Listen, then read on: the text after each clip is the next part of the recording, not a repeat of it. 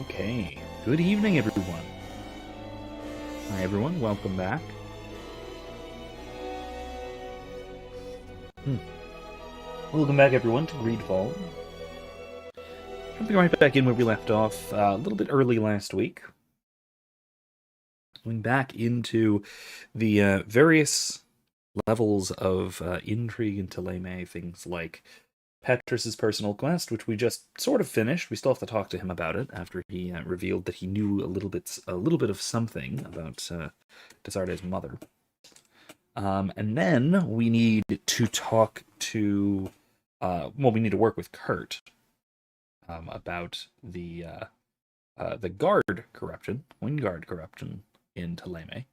And then we also have a fugitive to track down with Vasco, a potential spy within the knots. So, like I said, a lot of intrigue tonight. Before we jump into it, though, thank you for joining me, and very Merry Christmas still. Merry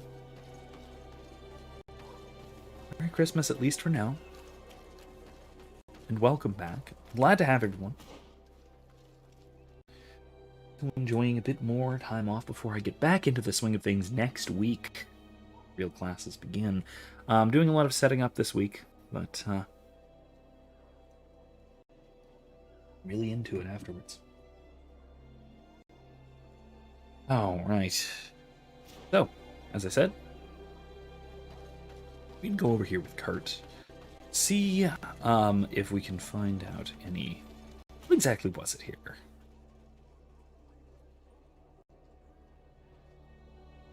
Oh, right. That's right. This was that Coin Guard group, a Coin Guard ship that mutinied against the Knots. That's right. So we need to investigate the barrack, see if we can find any leads as to why exactly that happened. That is a strange thing. We've talked about this before. The weird political position of both the Knots and the Coin Guard. We know that the Coin Guard just tried to carry out a significant coup, just a couple of weeks ago, against everyone, every major power. That is the merchants, congregation of merchants. That's it. Teleme and the Bridge Alliance, all at the same time. Very nicely coordinated attack. Almost succeeded were it not for us doing some investigation beforehand with Kurt. And then I'm wondering, or I suspect at least. I don't have the key. No. Lockpicking level 2. I don't have any companions that give me lockpicking, and that annoys me. Actually, wait a minute. Hold on. Did I actually put a point in lockpicking? I don't remember. I don't actually remember this. Let me see. I sure did. By the way, I leveled up while we were off stream, and apparently I put a point in lockpicking. Let's dress like a guard for a minute. Believably, I suppose. Sneak around, look around.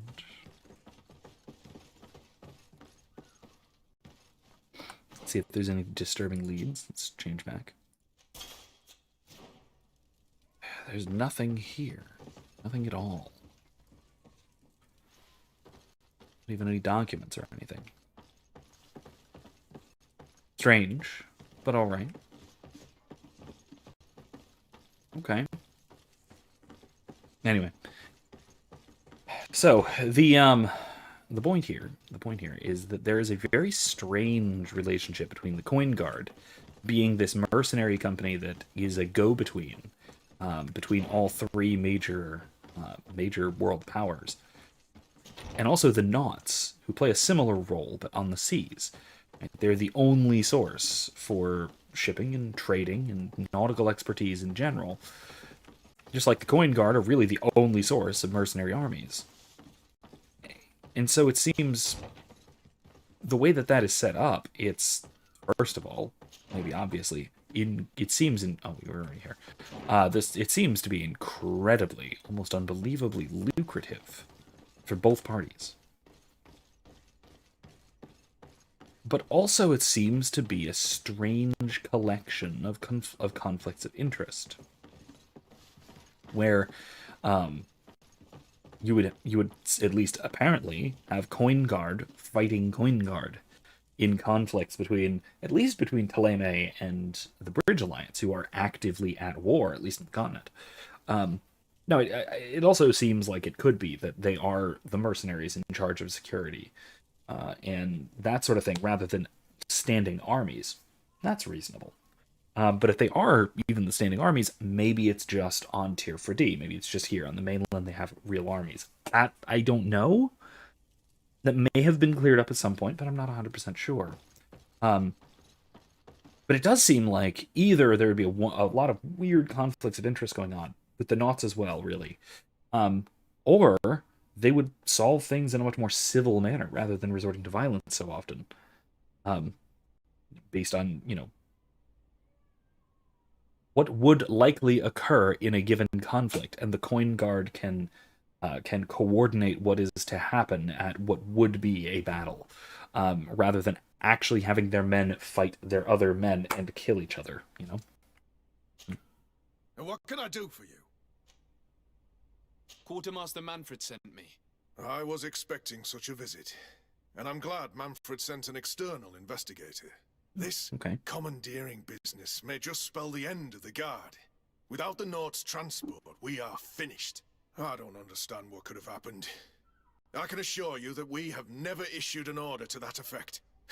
It's as if some members of the Guard obey others' commands. We had trouble with a criminal organization within the Guard. I wouldn't be surprised if they were behind this matter once again. Oh, this is terrible news, Your Excellency. How can we sort the good apples from the bad? By speaking to those in charge of those in command of this town, and trying to unravel the truth from the lies. Since you neutralized Major Herman and his gang, 3 lieutenants have been leading the troops, while waiting for a new senior officer to be appointed. They are Lieutenants Alexander, Klaus, and Ermelind. Do you think they're honorable? I won't vouch for them, if that's what you're asking. I don't know them well enough. Thank you, Quartermaster. Okay. I'll go and find them.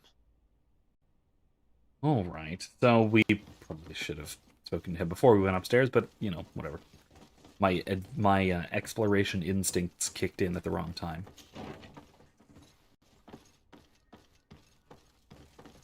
In any case. Let's see. Oh, hello there. Hello, Lieutenant. My name is Desardet. Oh, you are the legate of the congregation. You're quite the celebrity amongst our ranks. I am Lieutenant Alexander. Did you need me? Very noble-seeming figure. Look of him. I'm conducting an investigation into the illegal commandeering of the ship the Trident. We must work fast and find out who organized this act of piracy. Or we will all pay the price. Do you know the men who seized the ship and who they served under? All I can tell you, Your Excellency, is that I'm sure they were not under my orders. As foolish as it sounds, we don't know the identity of the soldiers involved. Since our previous commander's coup attempt, there's been tremendous upheaval. We lack senior officers. The registers are not up to date, and many men are on the run. I suspect the supporters of the coup who escaped the trial may be responsible. It's not impossible. I dealt with Major Herman, who was serving Commander Torsten, but I didn't take care of his men. It's only an idea, of course. Hi, Edison. Welcome but one back. that seems How are you? most logical to me. I'll leave you, Lieutenant. So this does seem more plausible. So I was thinking initially, at least, that this was an extension of the coup that we dealt with a couple weeks ago, where there was where in addition to trying to take over the terrestrial nations, let's say, on Tier 4D at least, the Coin Guard also wanted to wrest control of a Knot ship, or something along those lines.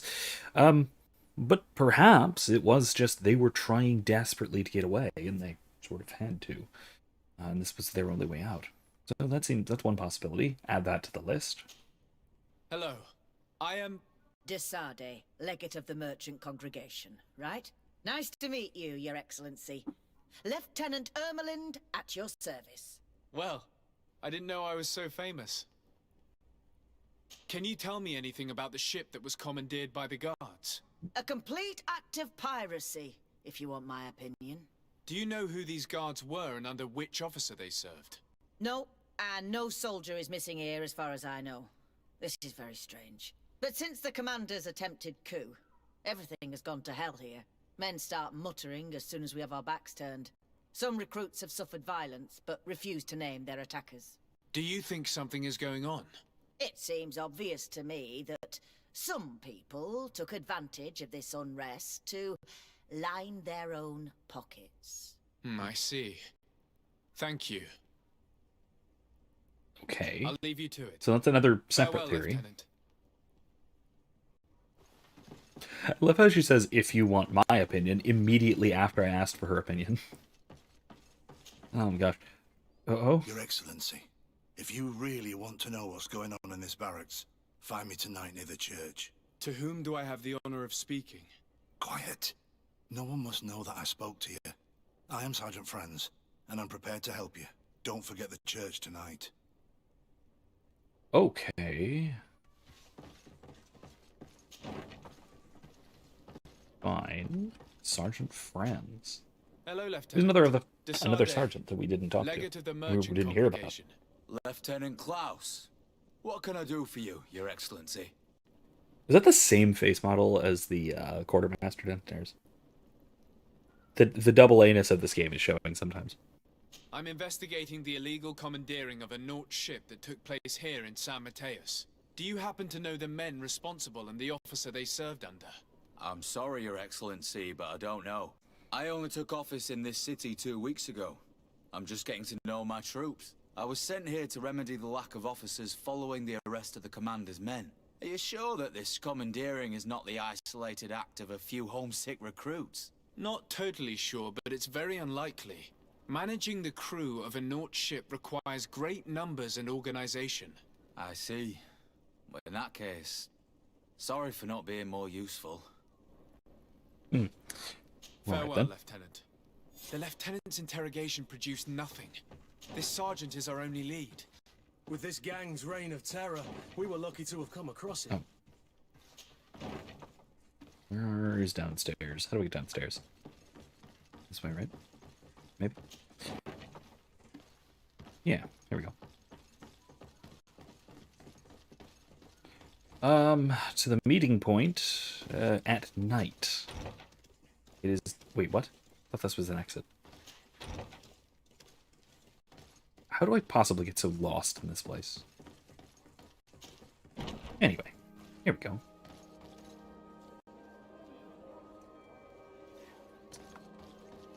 I'm gonna... I might have time to do the other quest first.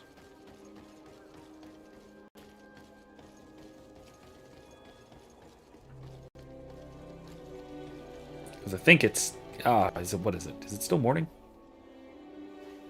No, it is... It's afternoon. Probably about 3 o'clock. In that case, I'll just... Oh wait, not that.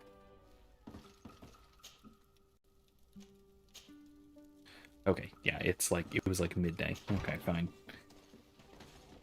Alright.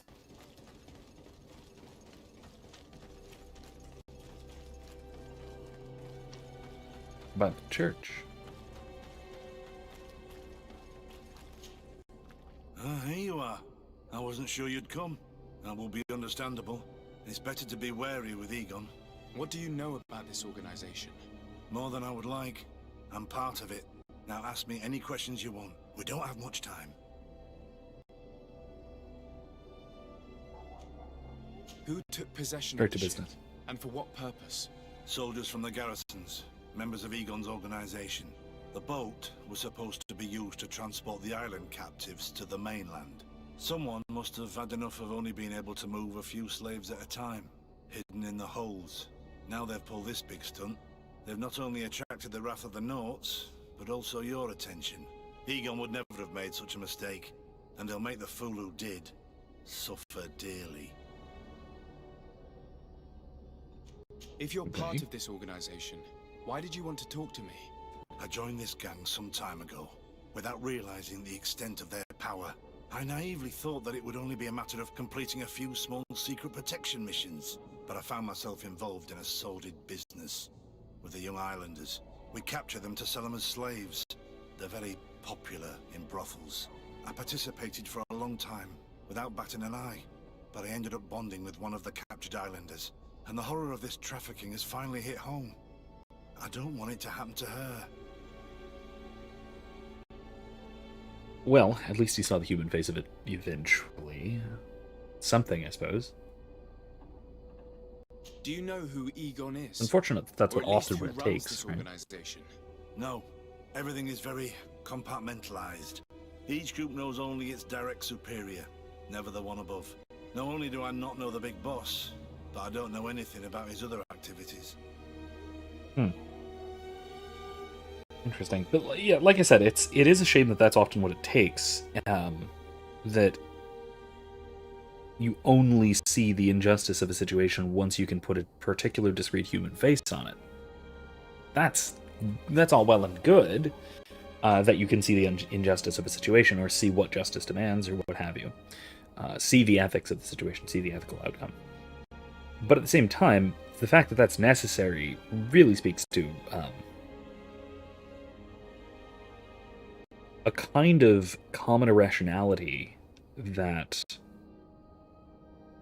really troubling, especially on a societal level, right? Where people can't quite see the right thing to do unless it impacts someone that they are intimately familiar with in a particular way. Right? And we see this all the time. It's very easy to be complicit in something evil, even if you abstractly know that it's evil. If you don't have this kind of emotional connection to what's going on, and we've seen this with going back to the various totalitarianisms especially of the 20th century, but even going through to today, you see people willing to go along with things, but they know they ought not to. But it's not like they know they're victims. It's not like they see the particular human costs of what they're promoting, supporting, or aiding in, and so they don't see it. They don't. It's not that they aren't abstractly aware of it. It's that they don't make the connection between the abstract and the abstract universals about ethics, and then the particulars of their action. They're aware of both, but they're not connected. It takes a particular, for a lot of people at least, it takes a particular insight, or maybe even just a perception, to connect those two things, which, again, I think really speaks to a kind of common irrationality, which I think is responsible for a lot of systematic injustices and things like that.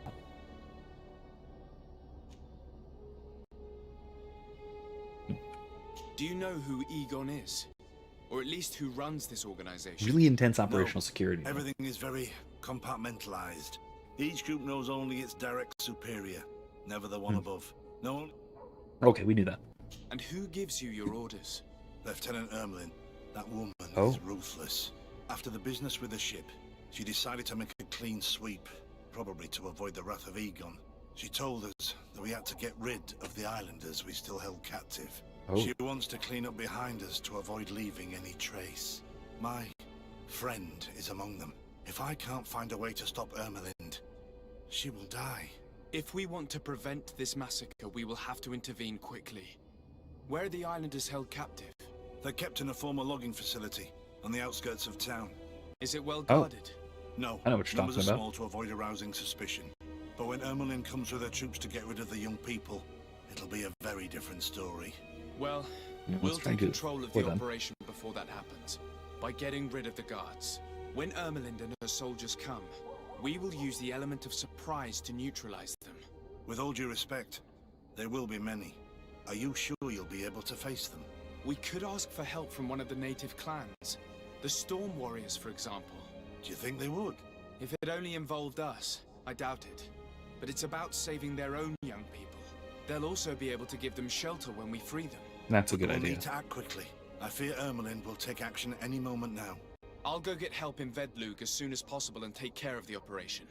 Thank you. I'll arrange to be appointed as the scout for Ermelin's squad. That way I can let you know when we arrive.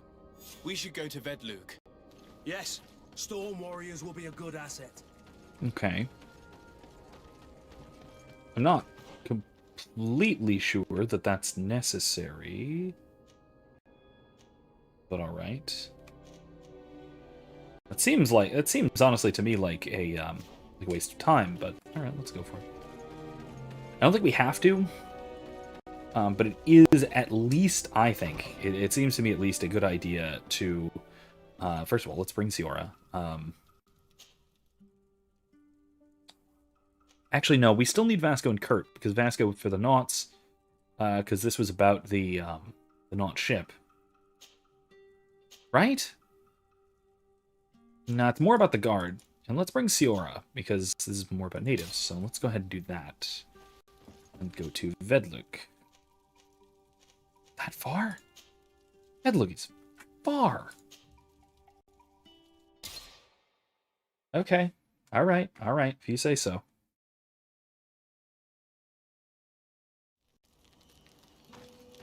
Yeah, we'll do that. We'll do that eventually. Anyway, let's go and do it. So I had an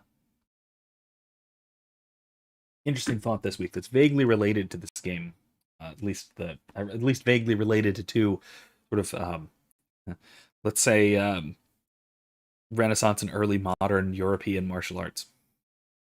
It's a stretch, but there's swords in this game, so let's go with that. I had a thought over this weekend. I've actually been kind of thinking about this for some time. So if I have this rapier here, and if you look at Desarde's stance, this is more or less a proper fencing stance. It would probably be more forward. And if you look at the footwork, this is more saber style, that sort of thing. But we get the idea. If you look at the footwork, it is very stable, very planted. This applies to basically every school and every weapon in historical European martial arts. And I'm like I said, I think I've mentioned before, I'm mostly familiar in terms of European martial arts. I'm mostly familiar with sort of late Renaissance rapier, and then gradually into small sword fencing, and from manuals and such. What do you seek? And like I said, this is a very distinctive feature of European martial arts, is solid footing. When you move from a guard stance to a guard stance, or to a lunge stance, or you move from one to another. There's a sense of shuffling to move, moving from your feet planted, moving forward with your feet planted again. Whenever you strike, it is a strike position. And this is radically different from what I know of traditional Eastern martial arts. In particular, I'm most familiar with Mitsung Kung Fu, so Northern Long Fist Kung Fu, from a few hundred years earlier, primarily. But I think you can make a close comparison between some of the styles. For example, Chinese jian, or straight sword. The fighting style, its use in combat and in society, is almost identical to the European sort of late Renaissance, early modern small sword. In that it is a gentleman's weapon used primarily for dueling and self-defense. Both of them. And their styles are relevantly similar. They rely incredibly much on precision. They rely on small finesse movements.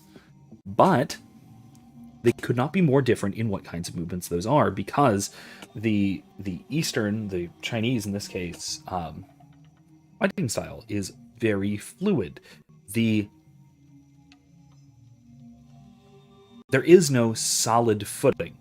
The whole point of the footwork is mobility, is being able to adapt and being able to react and change and to move and flow. Is very different from Western martial arts, and it makes me wonder how.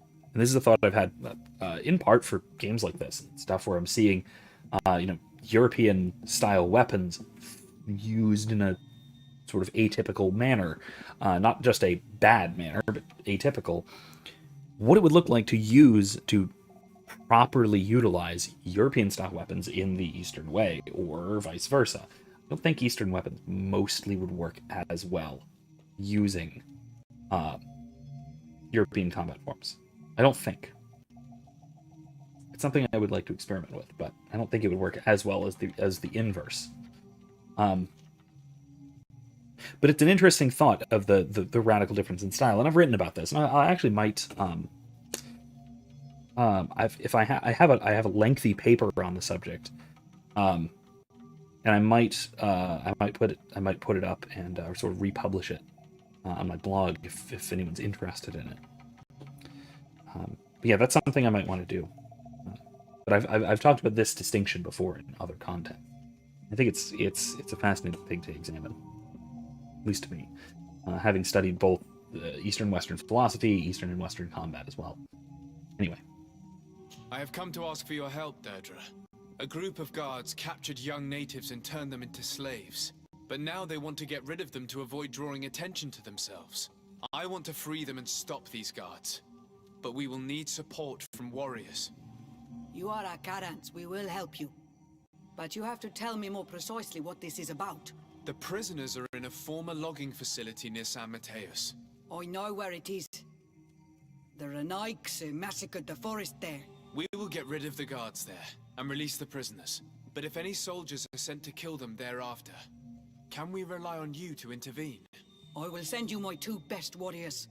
I can't give you any more right now. They will find you where the forest has suffered. Anything more? No, I think that's all. Just 2. I need to be going. I mean, to be fair, she's sending 2 warriors. Otherwise, we were going to do it with just the 3 of us, so that almost doubles our forces. So, all right, fair enough. All right. No, wait. Let's go to the outpost camp. That I think is probably actually the closest. No,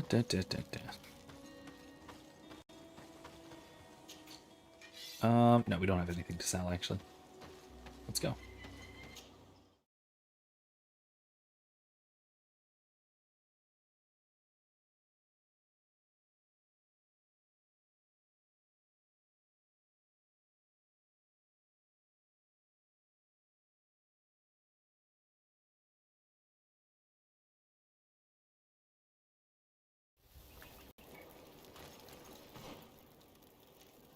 Yeah.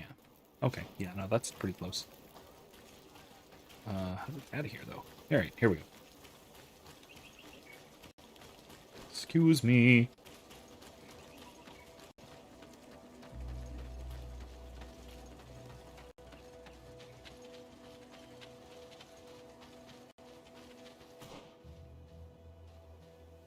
Wait. Oh. No, that's wrong. Whee! I'm fine.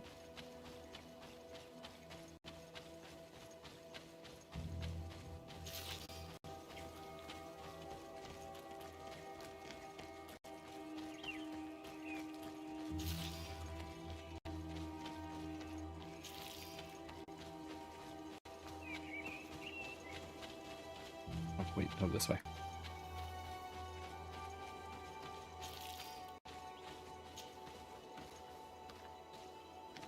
Here is the logging facility. The prisoners must be in that cap. I feel like I've done some sneaking around here before. Haven't I? Maybe not. I don't know why I pick up the stuff that is for crafting, like potions and whatnot. No never one use passes. I will pass without your permission. Oh, hello.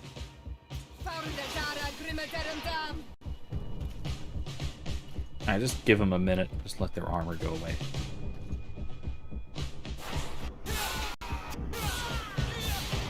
Okay, easy enough. Got the key.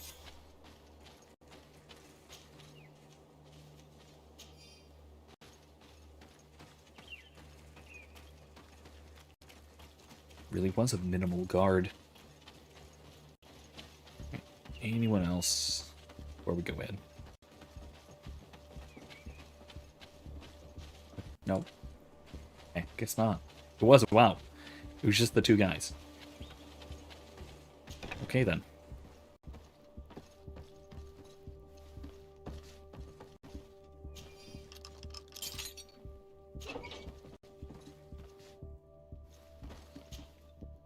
You're free.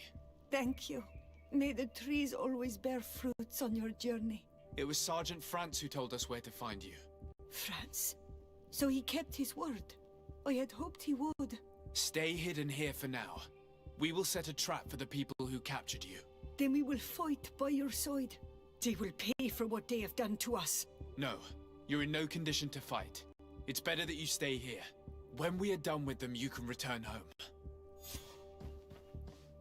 Thank you for coming to lend us a hand. I'm surprised. Deirdre said that she would only send 2 warriors. It's not a Sengedin Anadas. It's a Gaius Rad, a warrior from my clan. Betirtuma Donegad. She told Eseld your story, and we wanted to come. Young people from our clan have been captured, and we believe they are here. When Xavier also sent a warrior for the same reason. We are most grateful for your help. Thanks to you, we can stop those who captured them. You're there. Were you able to get rid of the guards? Yes, and we have released the prisoners. But there are still others that we have to defeat. I see you've managed to bring allies. With them, we have every chance of winning. Ermelind and her troops shouldn't be long. You should take position. Okay. This is defensible enough, right? Oh. Right, take cover, I suppose. Anything to report, Sergeant Franz? Negative, Lieutenant. They're standing behind me. Where What did is the guards this? go? I don't know. How can you not know? Hey, what's going on? I said stop.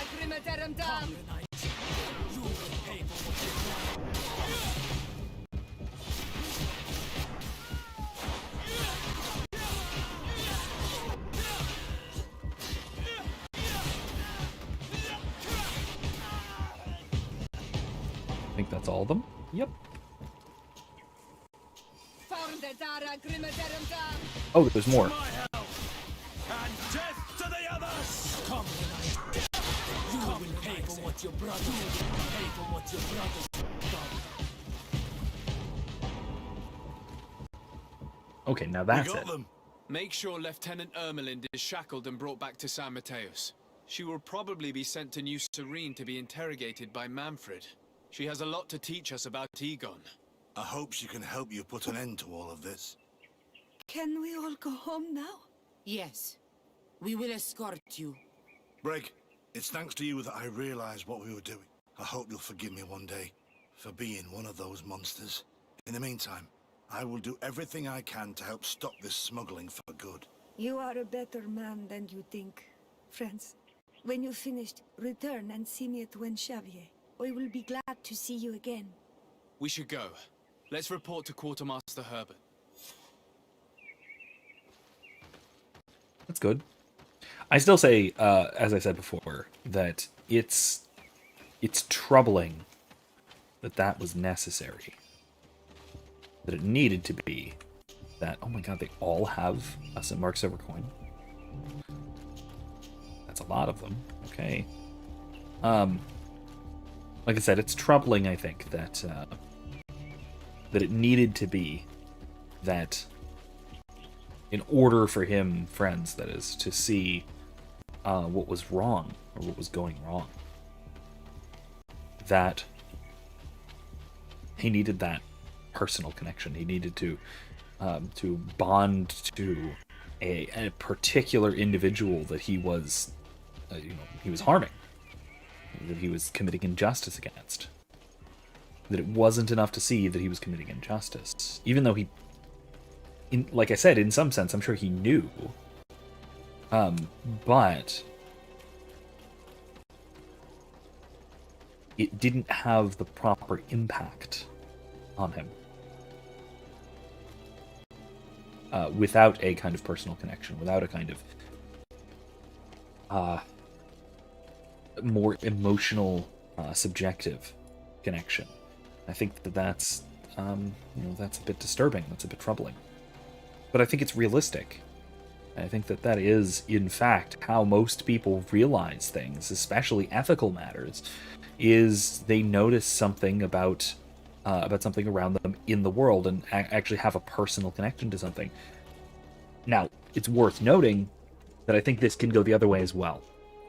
That you can have a kind of personal connection to, if not an injustice, something which is harmful or even just inconvenient to someone, and that personal connection can warp your ethical perception, and you can perceive it as an injustice. You're far more likely, for example, to think that, you're more likely to imagine problems where they don't exist if you see someone who is suffering, who you can plausibly interpret as having been affected by that problem, right? Something like that. Your Excellency, I was told you had returned with prisoners. Yes. Lieutenant Ermelind organized the slave trade on behalf of the organization I told you about. Her men captured natives who were then sold here or smuggled to the mainland. We also found out that they commandeered a Naut ship to speed things up. What madness. I guess Manfred will want to have her questioned. Lieutenant Alexander, you will accompany her with some men. Quartermaster, at your orders. And you, Sergeant. I understand that you participated in the despicable actions of this traitor. It's true, Quartermaster. I recommend clemency. Without his help, we would not have discovered what this was about. I see. You will accompany Lieutenant Alexander. Manfred would like to talk to you, but I will make sure that he knows what role you played in this case. Thank you, Quartermaster. Well, I'll let you get on, sirs. Thank you very much for your help, Your Excellency. Travel safe. Well, good. Very good. Things seem to be in order here now. We should go and warn Manfred. Warn him? I mean, I don't know if he needs warning that he has fugitives incoming. Good. He's supposed to. Alright, so talk to Petrus. Find the Order Luminous Sleuth. Yeah, we'll do that. We'll do that next. But first we'll switch Siora back out for what's his name? Our not friend. Vasco. That's it.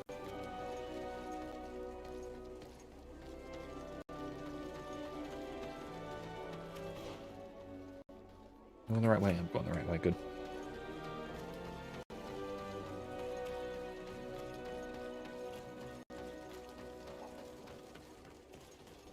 Okay.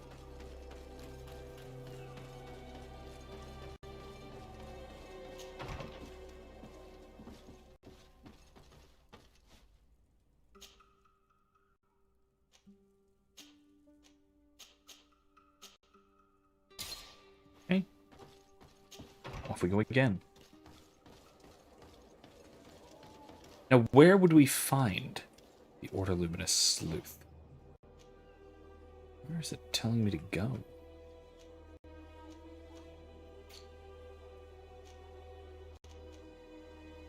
In Winshaganaw. Oh.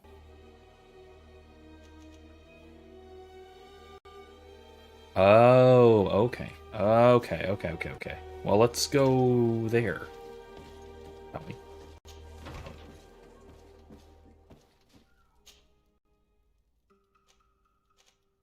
There's a lot to do here, actually.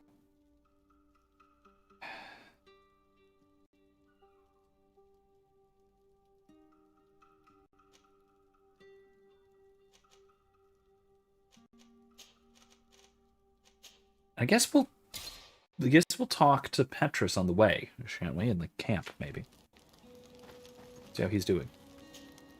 I'm happy you came to find me. Allow me to apologize once again. I should have spoken to you sooner, told you what I knew, and not betrayed your trust. Indeed you should. As I said, I'd like to make up for it and help you find your family again. How do you intend to do that? As you now know, I knew your mother. We had trouble communicating at first, of course, but we gradually learned to understand one another. She was important in her village.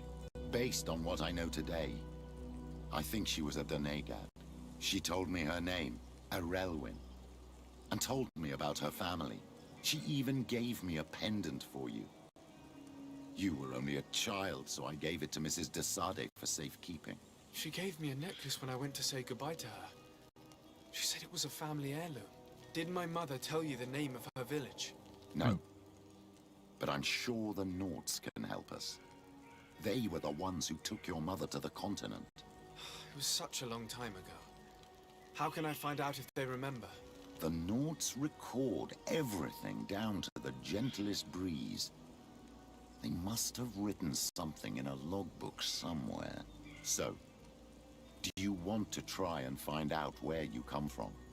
Do you want to find your relatives? We might as well do this now, right? Yes. All this is so new to me, but I suppose so, yes. Let's go then. All right. Let's bring Siora, because this is need-to-be stuff. I mean, we're gonna have to go back to New Serene.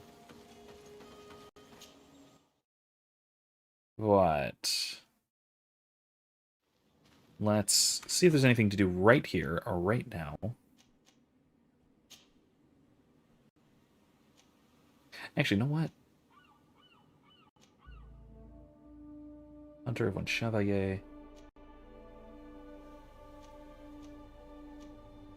That's that secret training camp.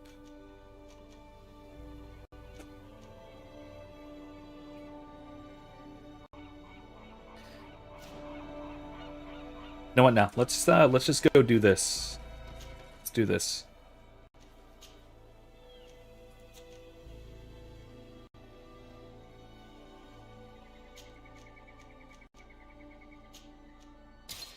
Yeah, let's do this first. Since we picked it up and we can't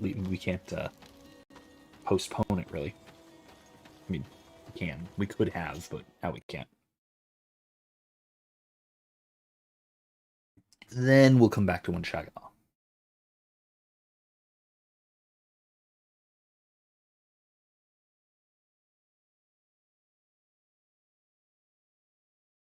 And it also strikes me that we probably should bring Vasco.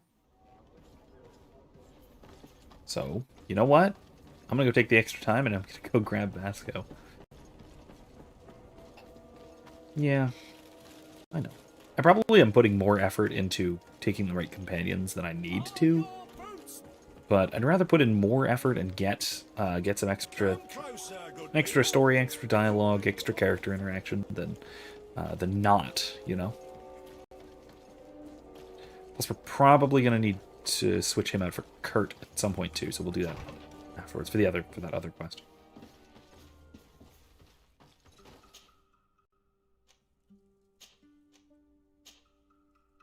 Okay. Are we done with everything for Afra as well? It seems like, kind of. I mean, I'm sure we're going to be back to doing some stuff with the Bridge Alliance that she'll be useful for and helpful for, and all that. Closer, but I get the feeling that we're done with our personal quest. Not sure.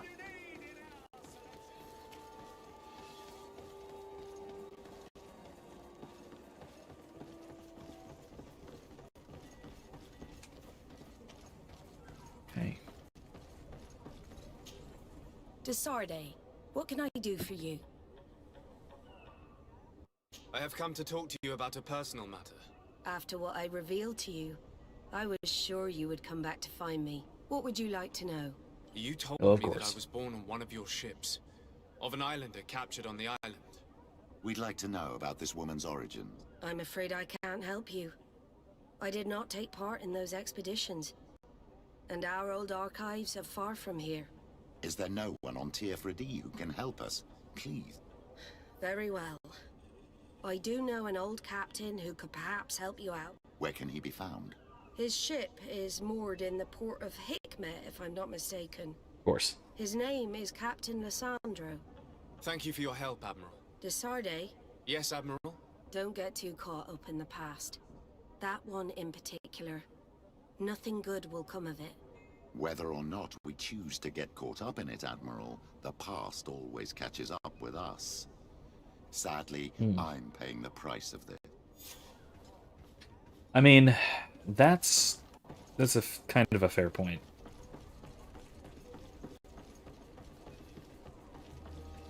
This could lead to some rather disastrous consequences. Personal consequences, I mean.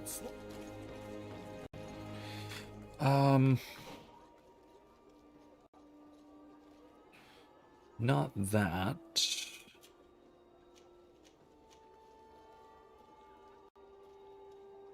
Yeah, this one. To Manfred. At the Coin Guard. Come closer, good people. And then we'll go back to Hikmet. This way. I think.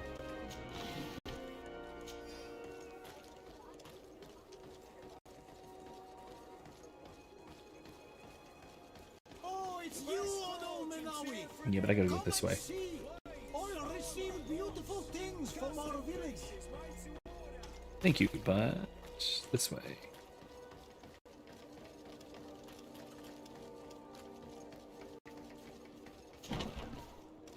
Okay. Hello, Your Excellency. What can I do for you? I was able to clarify the story about the ship, and we arrested the person in charge. I've already been told all this. Lieutenant Alexander came before you did. He told me the whole thing, and he didn't fail to tell me everything we owe you.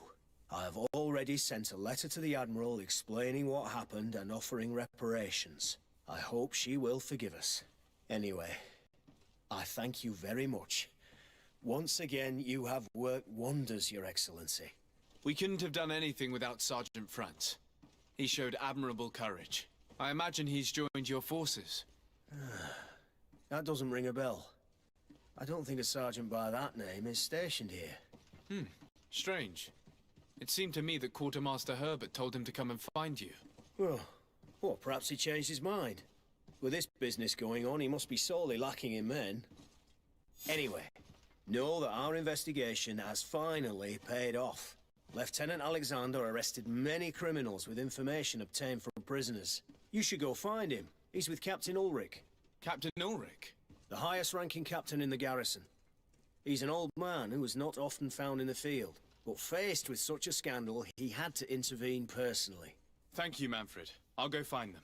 That's very strange.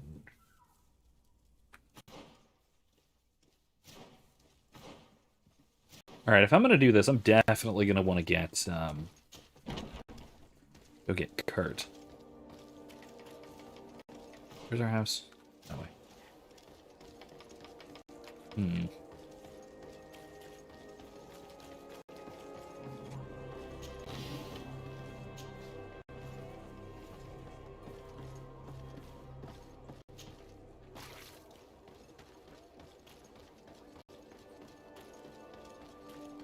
Something is deeply sketchy going on. Deeply sketchy. Like, Franz just up and disappeared.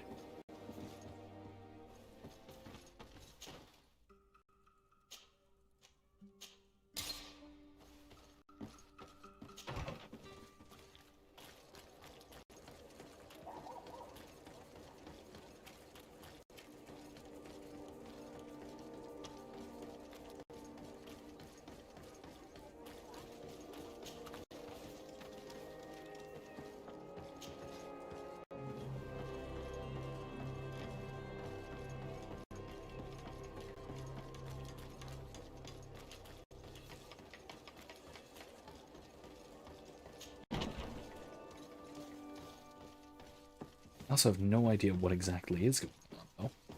So... This arrest is good news. Let's find the captain. Ah, Your Excellency. I was talking about your exploits to Captain Ulrich. Your Excellency? Captain, Lieutenant. Quartermaster Manfred informed me that you had made several arrests. Indeed. Lieutenant Ermelind confessed, which enabled us to flush out most of the gang. I can't quite believe that all the arrested men are involved in this gate. I know many of them, and could have sworn they were honorable people. I'm sorry, Captain. I understand. It's a shock. We were all sure that our comrades would never be involved in this kind of thing. Will you continue the investigation? Of course. We can't stop our research until we've completely dismantled this organization.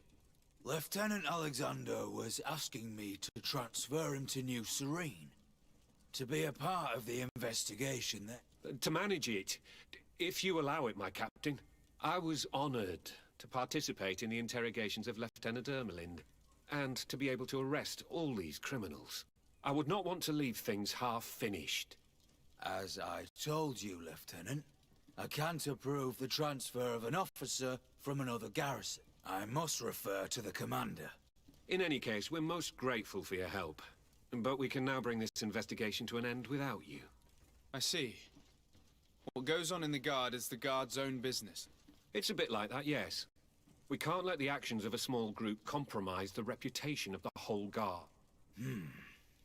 You forget, once again, that you have not yet obtained your transfer, Lieutenant. In the meantime, please be dismissed. At your orders, Captain. Goodbye, Your Excellency. This brazen lieutenant is bordering on insubordination. What in the world? Sorry you had to hear this call to order. This lieutenant is inclined to forget who he's speaking to. It must be the enthusiasm of youth. It's possible. Youth? He didn't exactly look young. Contrary to what he said, we will still need your help. Why is that? Lieutenant Alexander claims that Ermelin's confession allowed him to arrest all these men. But I attended one of these interrogations, and all she talked about was a secret camp.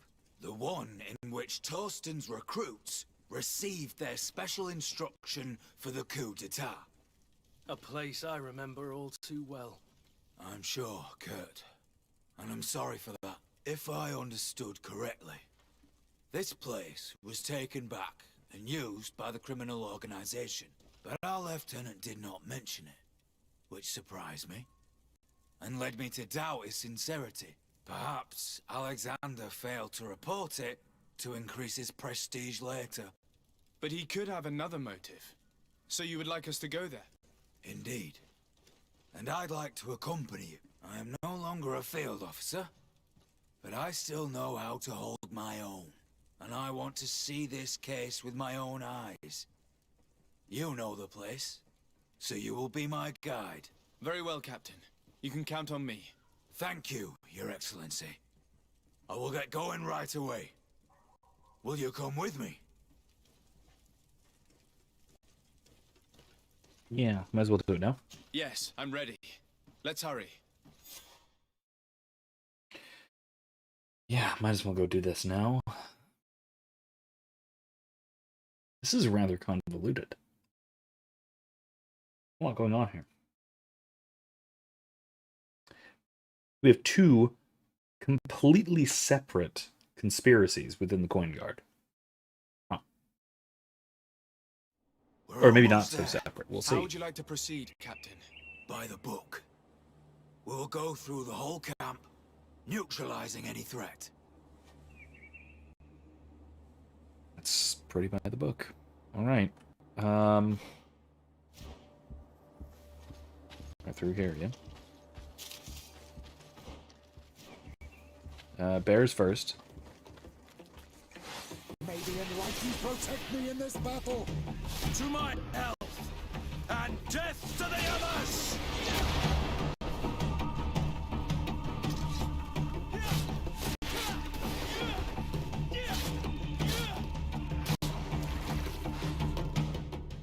Oops.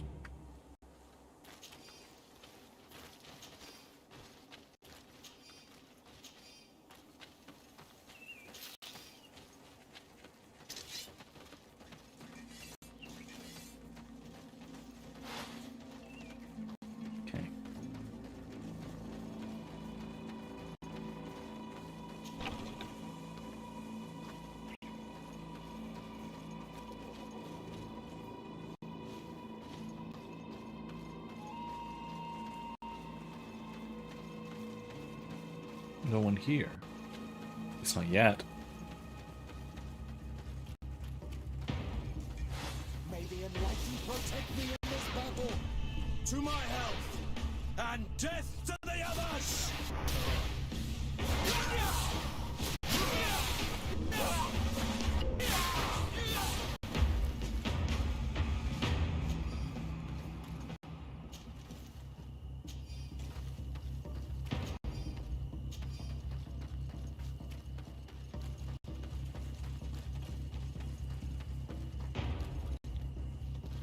Okay, that's out of the camp. Alright, let's go inside. It's blocked. Of course it is.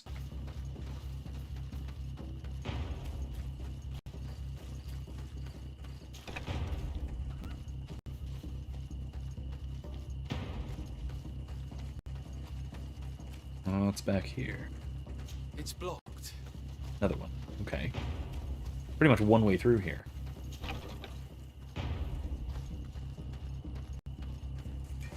May the Enlightened protect me in this battle. To my health, and death to the others! Move away! Oh, that's Kurt. Okay.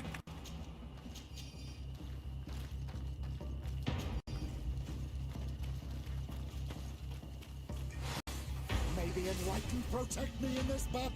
To my health, and death to the others!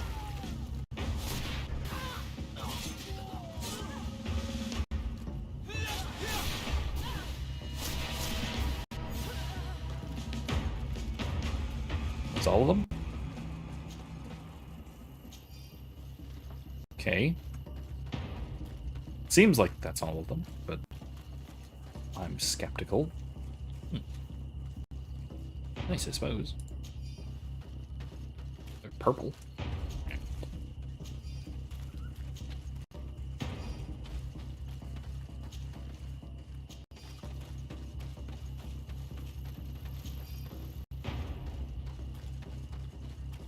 There's still combat music going. I don't trust that quest pop-up that said everything's fine.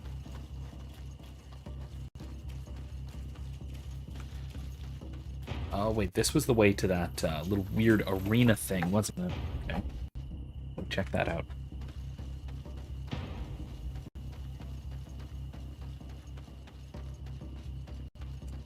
Oh. It was a bunch of loot from the last time. Fine.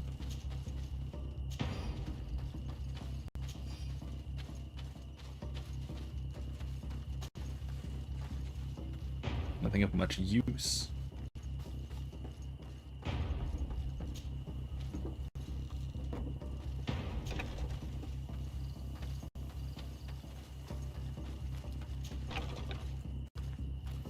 Okay. Inside then, maybe.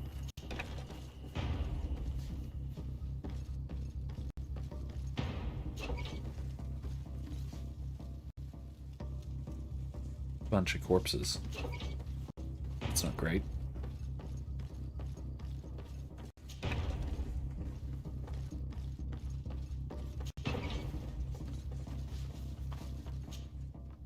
Sergeant Franz. Oh, yeah. Poor man. He paid dearly for the help he gave us. He was beaten to death. Quartermaster Herbert ordered him to accompany Lieutenant Alexander Okay, to answer so it Manfred's was questions, Alexander. but he never made it to New Serene. I was sure that the lieutenant was not genuine. He must be involved. Yeah. Darn. We're gonna have to tell his native friend. May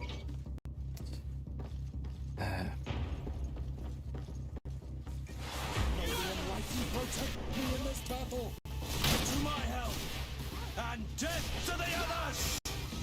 May the shadow engulf our enemy. Right, some down there.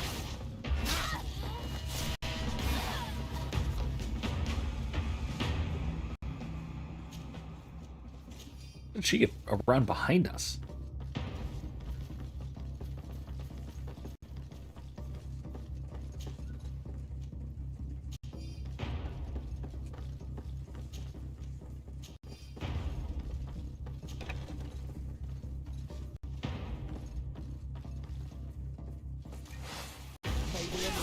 protect me in this battle.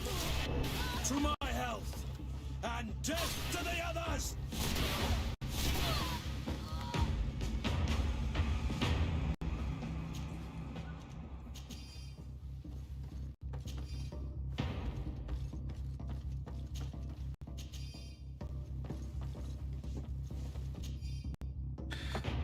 Names written by Egon. We must urgently do away with the following people who have endangered our operation using all necessary means. Captain Ulrich, New Serene.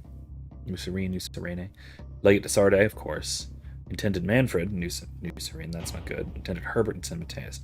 Sergeant France's name is also on the list, but it's been crossed out. Of course it has. This document talks about eliminating the witnesses to the case.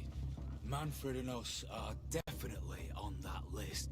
Yeah, that's correct. It looks like poison. Oh boy.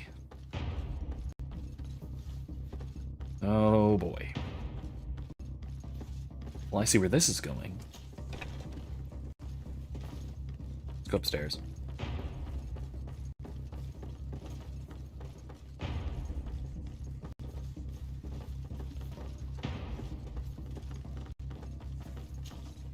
Lieutenant Klaus.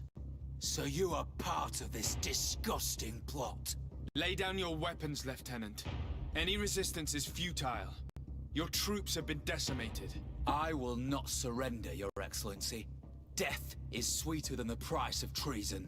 If you speak, we will be lenient. You, maybe, but Egon, I doubt it. Farewell. He's poisoned. The plague. I'd have liked to have questioned that traitor. There's a lot of information here, at least. Letter from New Serene at the attention of Egon.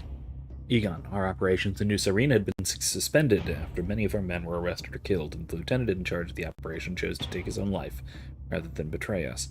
Intendant Manfred called on a member of the congregation, a legate, I think, who managed to make the merchant speak and discovered our plan. What should we do? Awaiting your orders. Why is that here? Is Egon here? Or is he sometimes? Interesting. Madame Arzu. Who? I regret to inform you that we will not be able to ensure the delivery of the natives we promised you. Is that one of the madams? Or is that somebody in the mainland? Unfortunately, the ship we had requisitioned was taken by the Knots, interrupting the delivery. Rest assured, we will do everything in our power to... blank. Hi, Wizkid.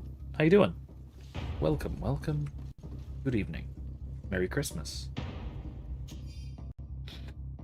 By the way, as I was saying, long sleeve shirt, this is fine. From this temperature to 20 degrees lower than this temperature. Totally fine for me.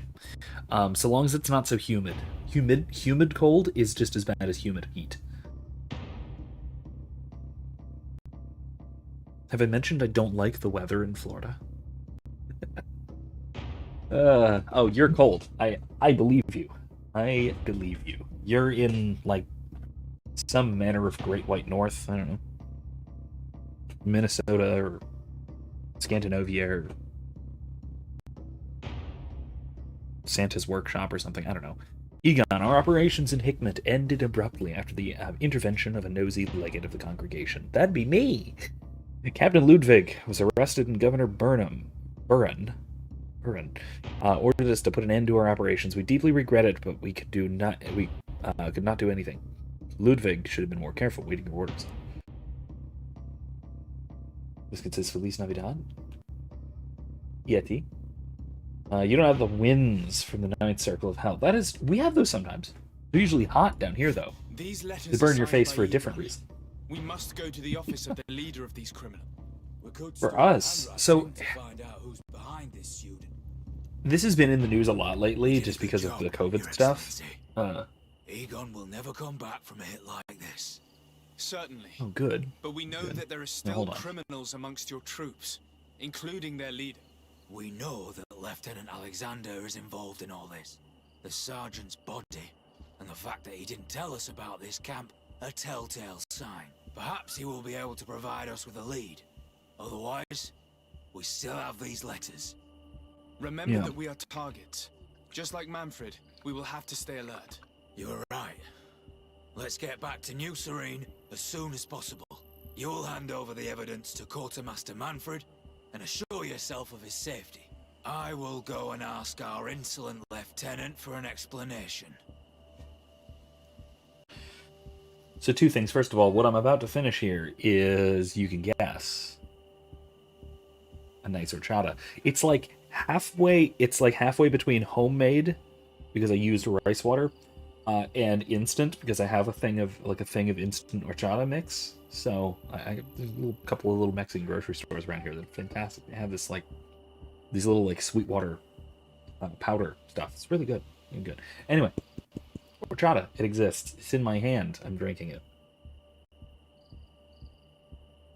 Anyway, as it said, the thumb is very cold this time of year. Oh, I don't doubt it. Ninth is in the circle where all the betrayers freeze for all eternity. Yeah. No, I'm familiar. Not personally, but I know what you're talking about. Can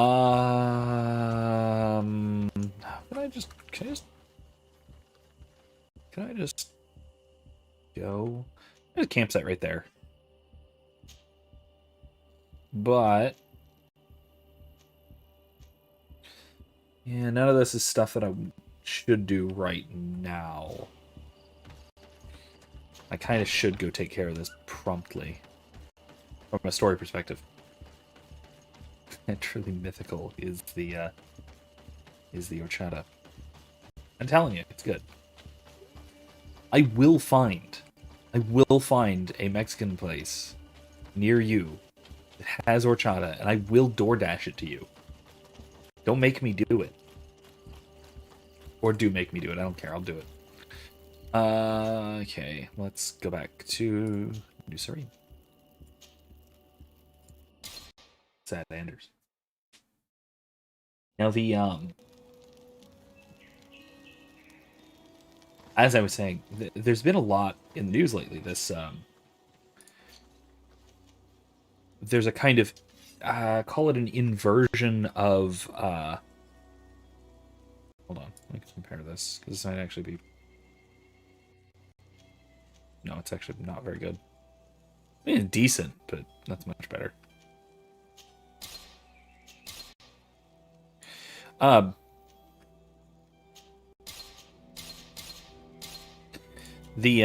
As I was saying, it's been relatively in the news.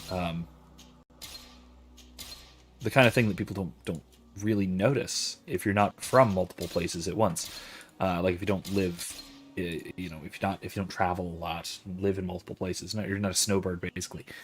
It's that the seasonal effects in the north and in most of the country and in Florida and Texas are almost precisely inverted in almost every way. The wind makes your face hurt there right now. Well, during summer through September, October, basically through hurricane season, the face makes you hurt. The wind makes your face hurt. Excuse me, down here. For 2 different reasons. One, the wind is just too damn fast if it's a hurricane, which is fun. Or because it's actually really hot. Like, if there is a really heavy wind, if it is, like, if there's a 15, 20 mile an hour wind or more, and it's like mid-high 90s, high humidity, it hurts because it's hot. See you alive again. Like a convection. How did you know we were here? Did the captain tell you? He was arrested while coming back here. Lieutenant Alexander said he was finally reported by his accomplices. That lieutenant has some nerve. We know he's involved. We found the body of the sergeant who was to accompany him here. He got rid of him to punish him for helping us, or to stop him from revealing more. We also found this document saying that everyone who knows about the case should be eliminated. You're in danger. And they've already found a way to get rid of the captain. Most of the men who are loyal to him are in jail. I can't do anything without help. I've been trying to get the commander. If anybody can restore order to all of this, she can. Here, take this evidence and show it to her. It says, I think it's hilarious we live in basically opposite places. I mean, it's not like it's Australia. The recent actions of Lieutenant Alexander suggest that he is the a little brains bit more behind this opposite. operation.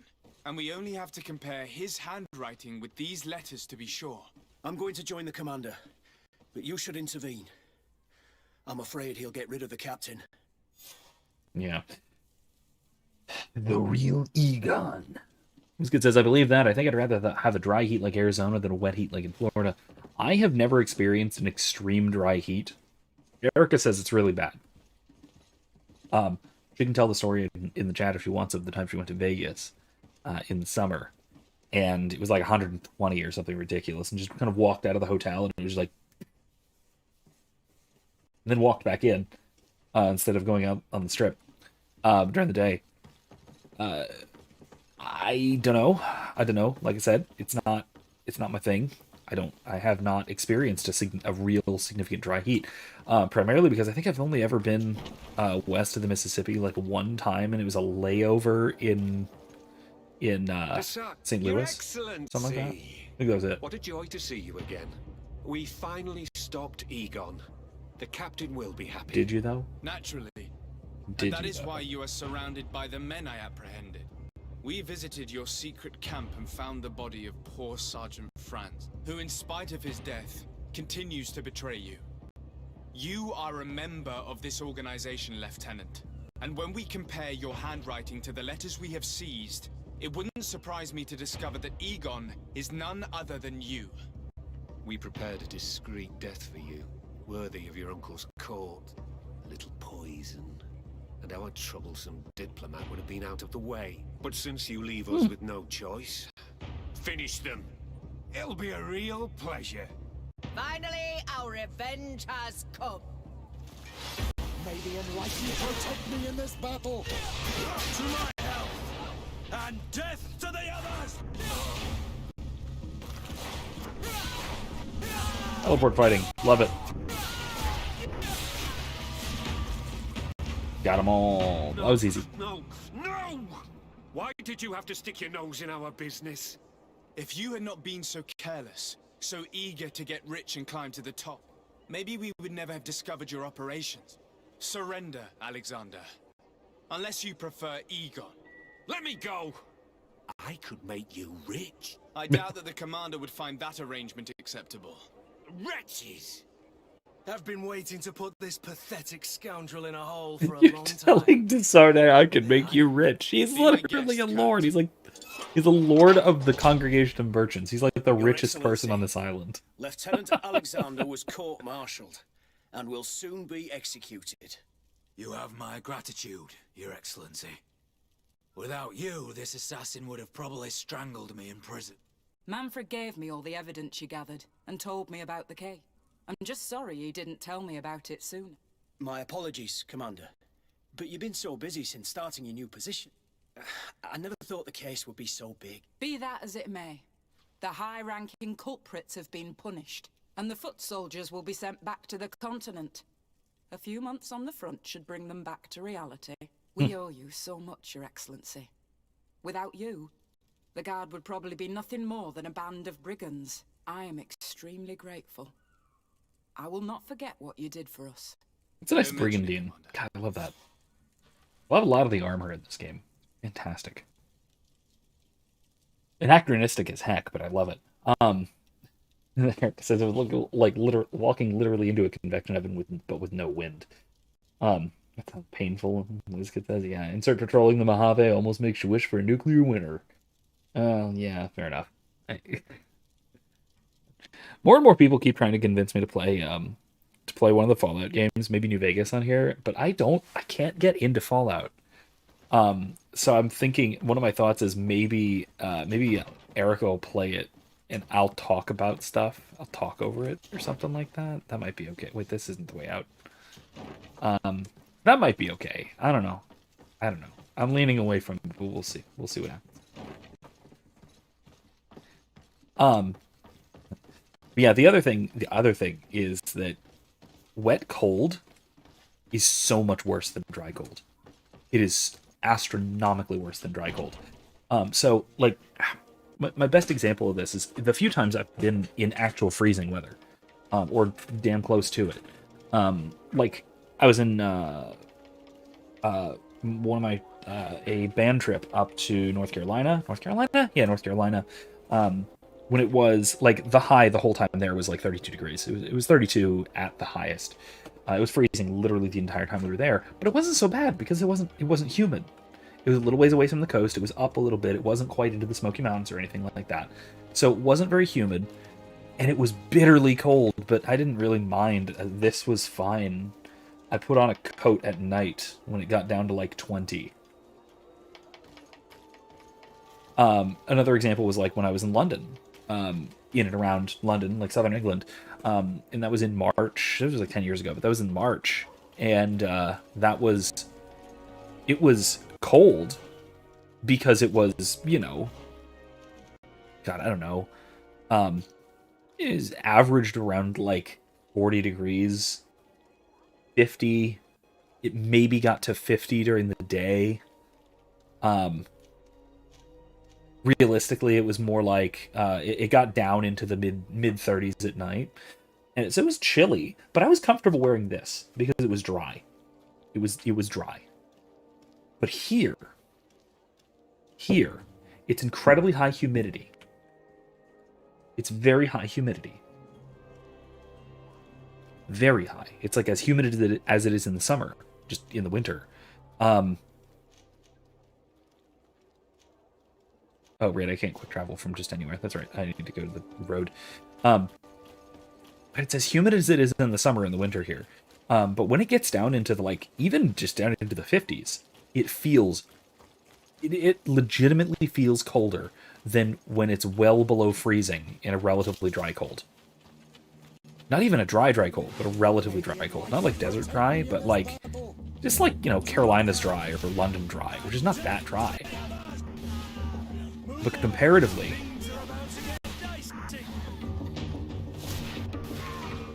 Oh, I stole your kill, I'm sorry. Anyway. Yeah, it feels so much colder, and you can't escape it as easily. Like, even if it's in the 50s, even if it's like mid-low 50s here, it feels so cold, and then when you go inside, you don't warm up. Because the cold just sort of sticks to you somehow. It's just... Ugh. It's not very nice. It's not very nice at all.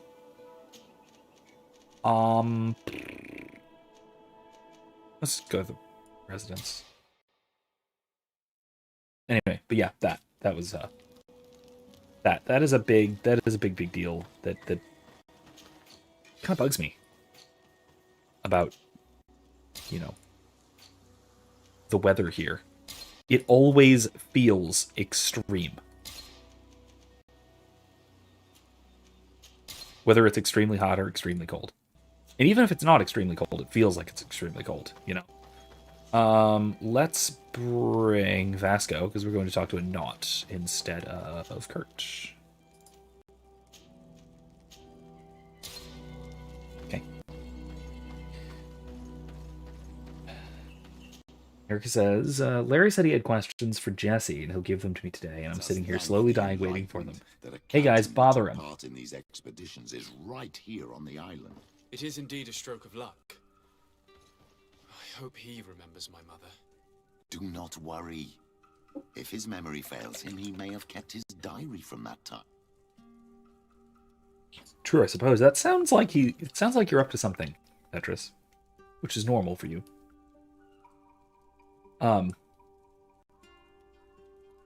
Erica says no one would stand you because you playing Fallout because you cheat in like 3 seconds in. WizKid, that's not what she's talking about. WizKid says DLC gear doesn't count as cheating. No, that's not what she was talking about. She's talking about console commands.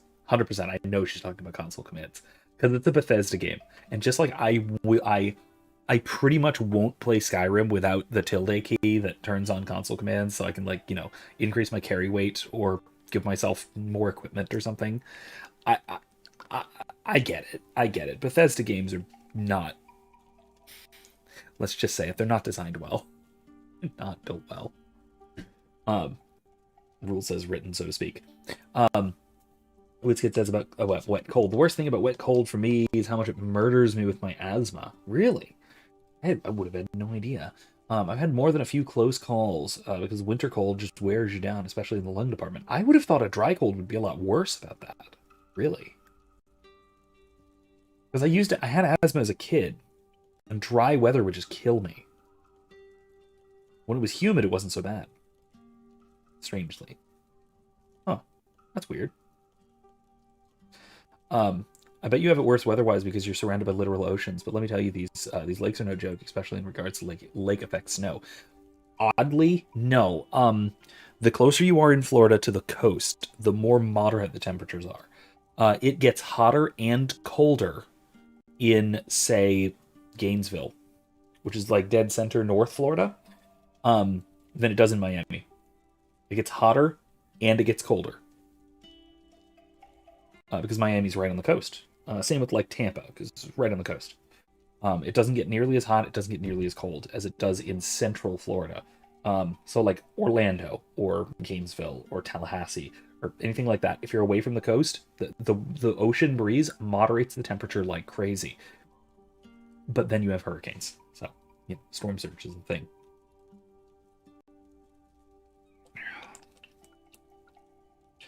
This kid says, I bet you have it where... Oh, yeah, no, yeah, I already read that. Now, the horchata doesn't exist. Because I've drank it.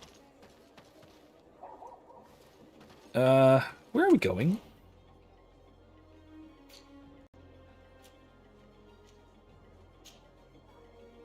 In the port in Hikmet.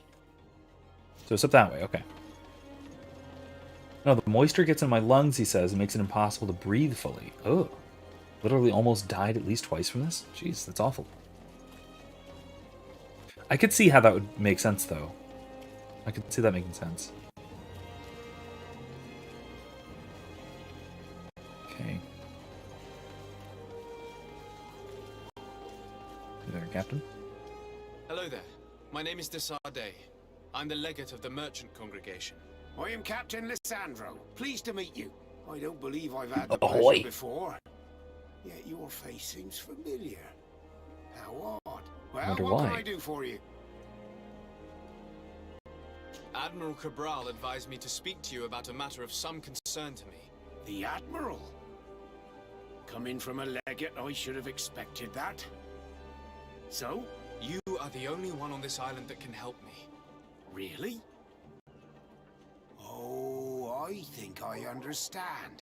He does not look that old. That's why your face looked familiar. The congregation is good at keeping its secrets, isn't it? This story is not a new one. 25 years. 25 years since the Nauts brought a woman who was captured on this island to Serene. I remember. And yet it wasn't the first time. But on that occasion, a child was born. So you can understand why we'd like to learn where this captive came from. Yes, yes. I have seen more than a few Nauts looking for their parent, but what have you got to do with all this? I met that woman in Serene. I got to know her, well. Listen, it's not that I don't want to help you, but my memory is no longer what it was. I wasn't the captain at the time. I wasn't the one who decided where we moored the ship. So I don't see how I can help you find out where this woman came from. From one captain to another, if you would allow me. Captain Vasco? I'm listening. You said it yourself. A child was born at that particular time. A seaborn. And we always help one of our own. Very well. I need to look in my old logbooks. I'm sure I'll find something. Wait for me here. I'll be an hour at the most. This kid says, my number one concern for the zombie apocalypse is finding a pharmacist who can make me albuterol, so I don't die in the winter. Your mother came from a village on the plains in the southeast of the island. I'm talking about a place where the bones of the whale are visible from the coast. Ah, yeah, I know the place. I believe the natives call it Vignamri. Thank you for this information, Captain. It's nothing. I'm getting sentimental in my old age. Good luck to you. So here you are on the verge of discovering your mother's village, of finding your own people. How do you feel? I don't really know. I'm a little lost, I suppose. All of this is so new to me. I understand. Mrs. Desade was loving. She raised you with tender, and today you learn she's not your real mother. Not today, but... I'm sorry.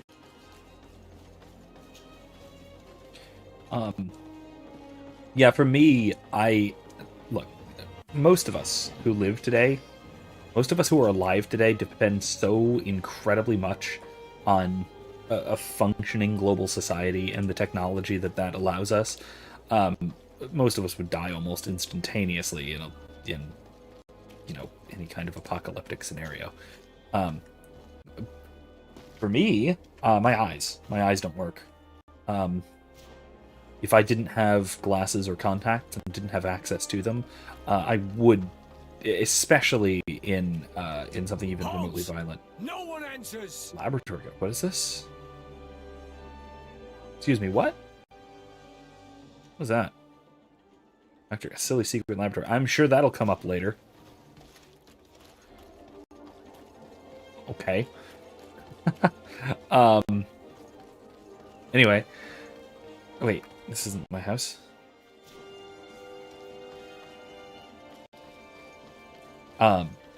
Especially in a world that would depend very heavily on physicality, let's say. Not being able to see beyond about this distance would be a literal death sentence. So I rely very heavily on modern technology and networks of trade and all of that wonderful stuff.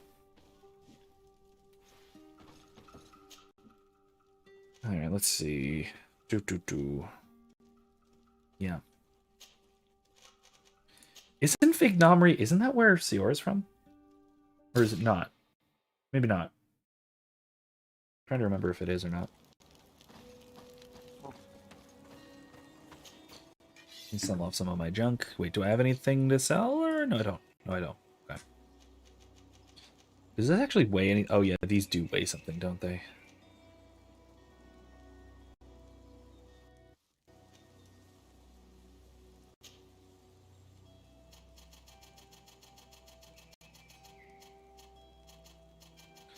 I'm gonna sell some of these because I don't need most of them.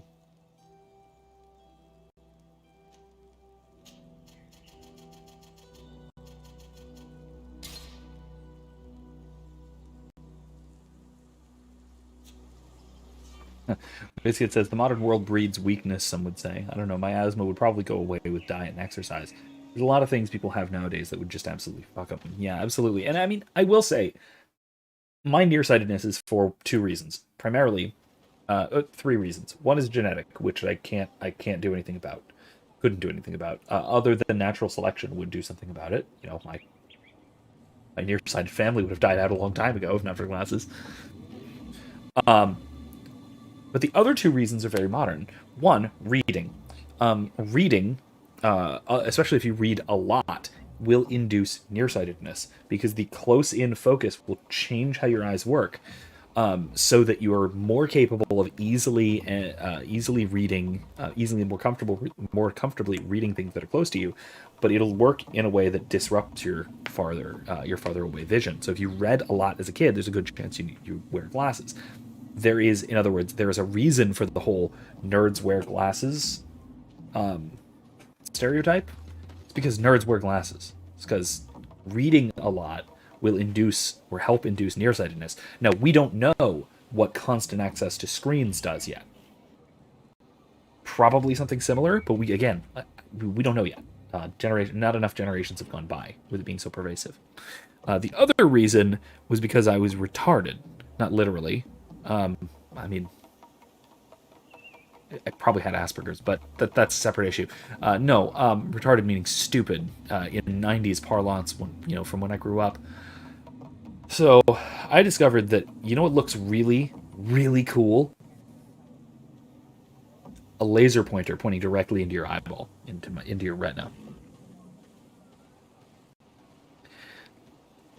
So I did that a lot when I was a little kid, like 5, maybe 6. I stopped eventually because I eventually realized that it was detrimental to me, but not before I did permanent damage to my vision for both eyes. Oops. It's actually, I will say, I have a very vivid memory of this because it was so cool. It really was very cool. Because it's like you can, because a laser is is such a regular wavelength. You can see the individual dots of light within the dot of the laser, and it almost like flickers and shifts. It's almost like a noise pattern. It's very, very cool. Don't try it. Do not try it. But it's oh yeah, well, I mean, screens, it probably does steal your soul too, but that's not what I'm going for. I'm talking about physiological effects. But yeah, it's really cool. Do not try it. Do not try it. Trust me, it is not worth it at all. Kid, excuse me, you did what? Yeah, I also tied a sail onto my skateboard when hurricane. What are you gonna do about it? I'm very surprised I'm alive. To what do I owe the pleasure of your visit?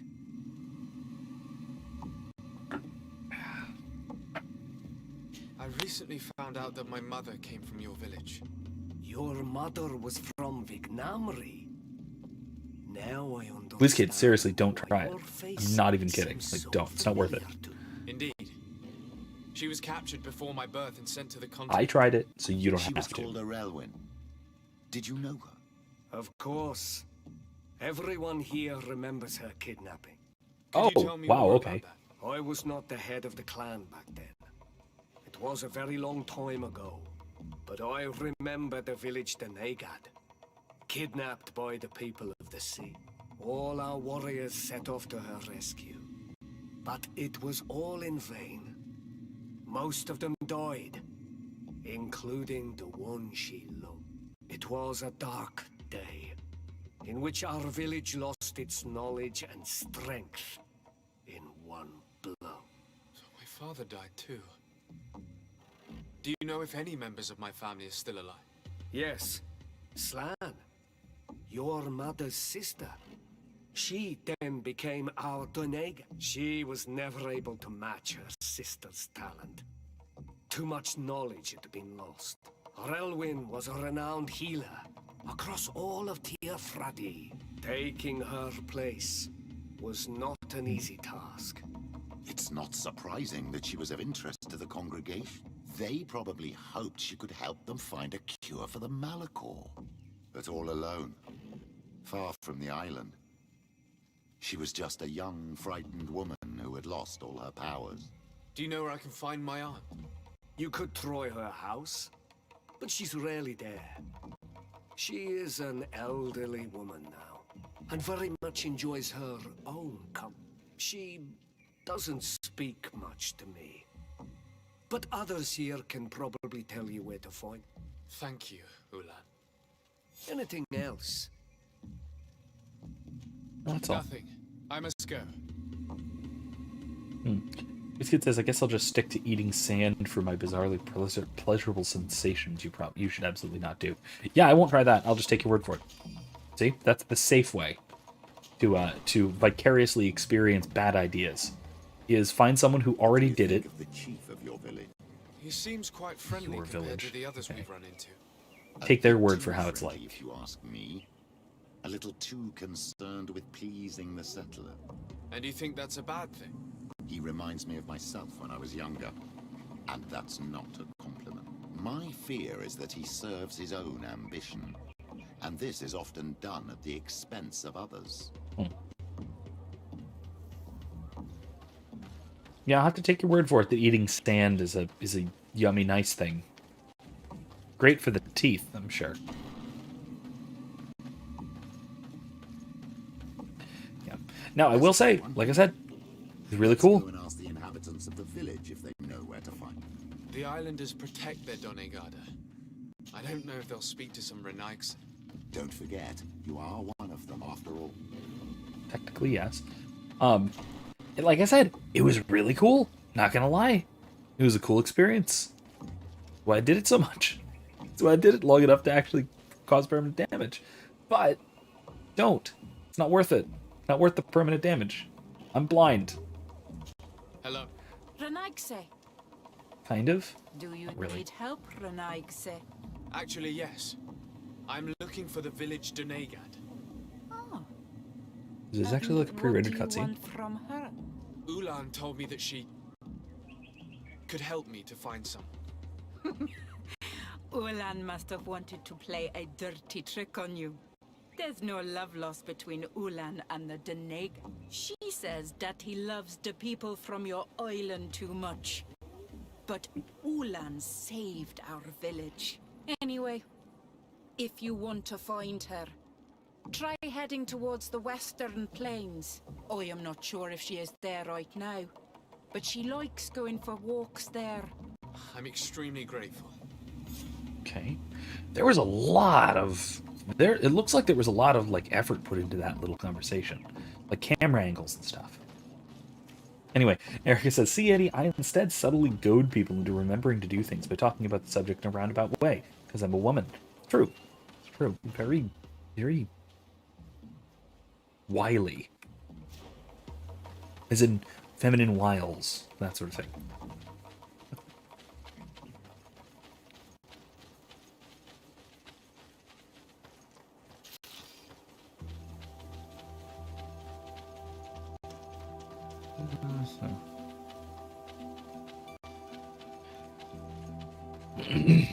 Okay. So one of the, I'm just remembering, one of the things I was talking about earlier that, Eddie, you missed my discussion about, we weren't here yet, was a difference in Western and Eastern sword styles, swordplay styles, and especially, more than anything else, in the footwork. So, Eastern styles, here, let me just do a bad idea here, and I'll use, there we go. You watch the footwork here. The feet find their place. As they pivot, right?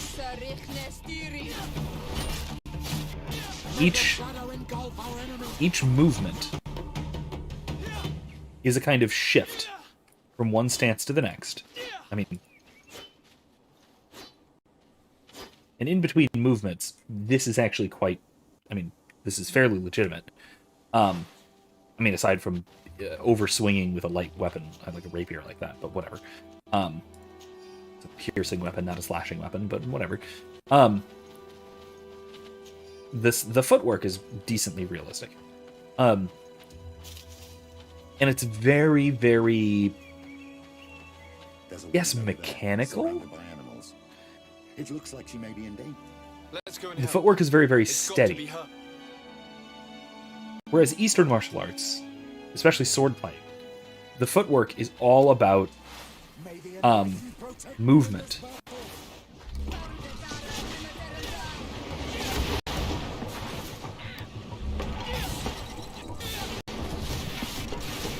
There we go. How do you feel now?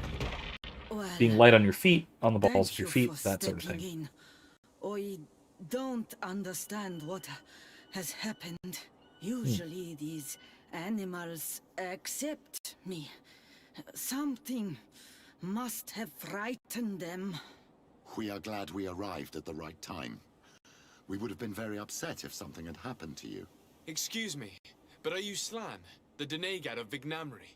Yes, that's me. Were you looking for me? Yes, we were. If you would allow us, we'd like to accompany you and tell our story along the way. Very well.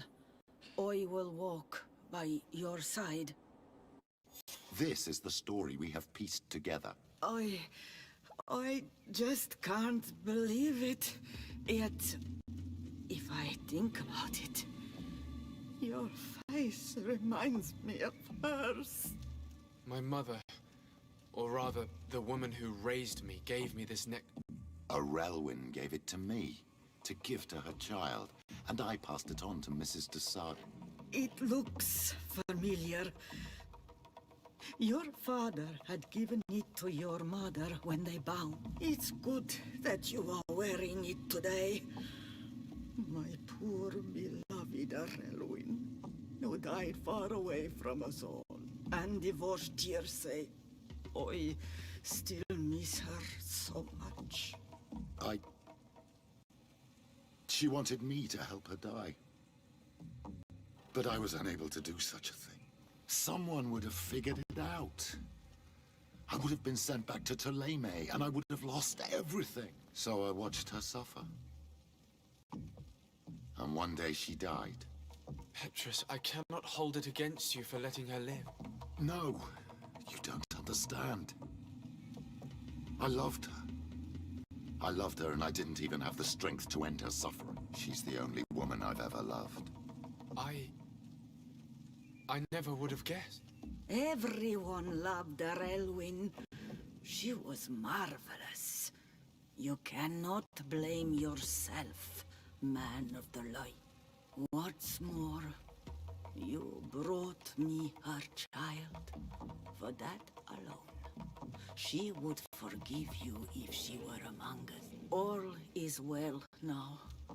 The child of Tia Fradi has returned home, and with him, the spirit of his mother. You are home, my Magum. Welcome. Petrus, I wanted to thank you. Thank me?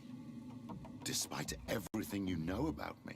You may have been a bit cowardly in the past, to the point of letting the woman you loved suffer. You were manipulative, and you lied to everyone, including yourself. Oh yeah, But it's the string of thanks to compliments. what you've told me, I've been able to find my family and my origins. And for that, I thank you. My child. What you're saying touches me more than you can imagine. At least I've done something good, for once in my deceitful life. For you, and for her. I hope the Enlightened will remember this when I stand before him. Nice. Okay. That was nice. This kid said, Eastern footwork is a lot more dance-like, if I remember right. It depends on what you mean, right? So, generally, I would say yes. It's very much being light on one's feet.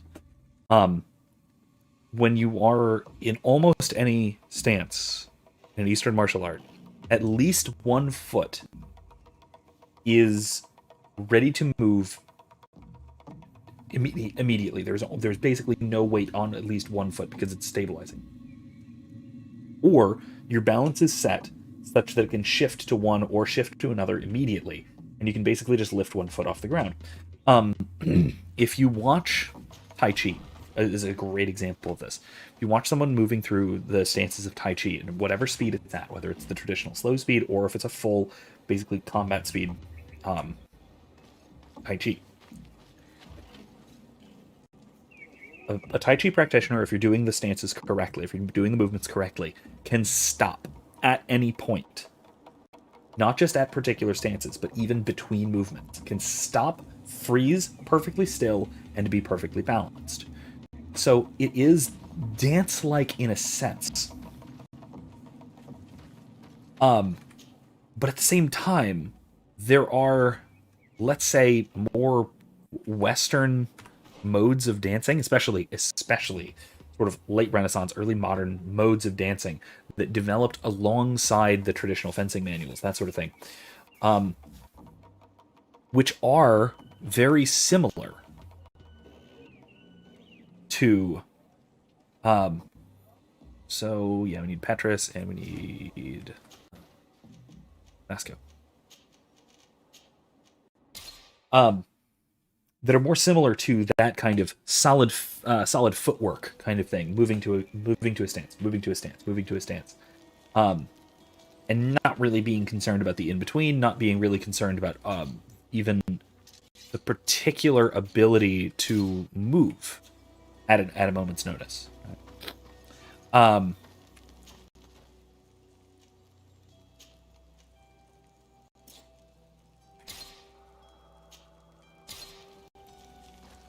Like waltzing, right? Waltzing is a good example of that sort of thing. The waltz is very step, step, step, step, step, step, and it's just going from one to the next, one to the next, one to the next, to the next, to the next. Not about the flow of the movement so much. So there is that significant difference. That's exactly the word I was looking for. Mechanical is a good word to describe it. It's very ends justify the means, so to speak. It's okay. So the this is a paper I wrote a few years ago. I never actually got it published. I wanted to. I might actually go around resubmitting it to. Oddly enough, to maybe I'll try some philosophy journals, but I might even try some martial arts journals, because that is a thing. And I might because I wrote a comparative piece looking at Renaissance fencing manuals, comparing them to traditional Chinese martial arts, especially what I'm familiar with, which is Mitsum, long fist. And a big part of my comparison was also by comparing it to the corresponding philosophical outlooks.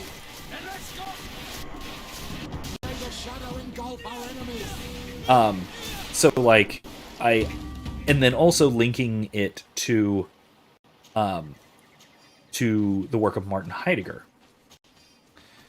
who does a lot to attempt to bridge Eastern and Western thought. And so we see Western styles of fencing corresponds very well to the mechanical outlook of objects in the early modern period in the Renaissance. Get down and listen. It seems to me that it's our sloop.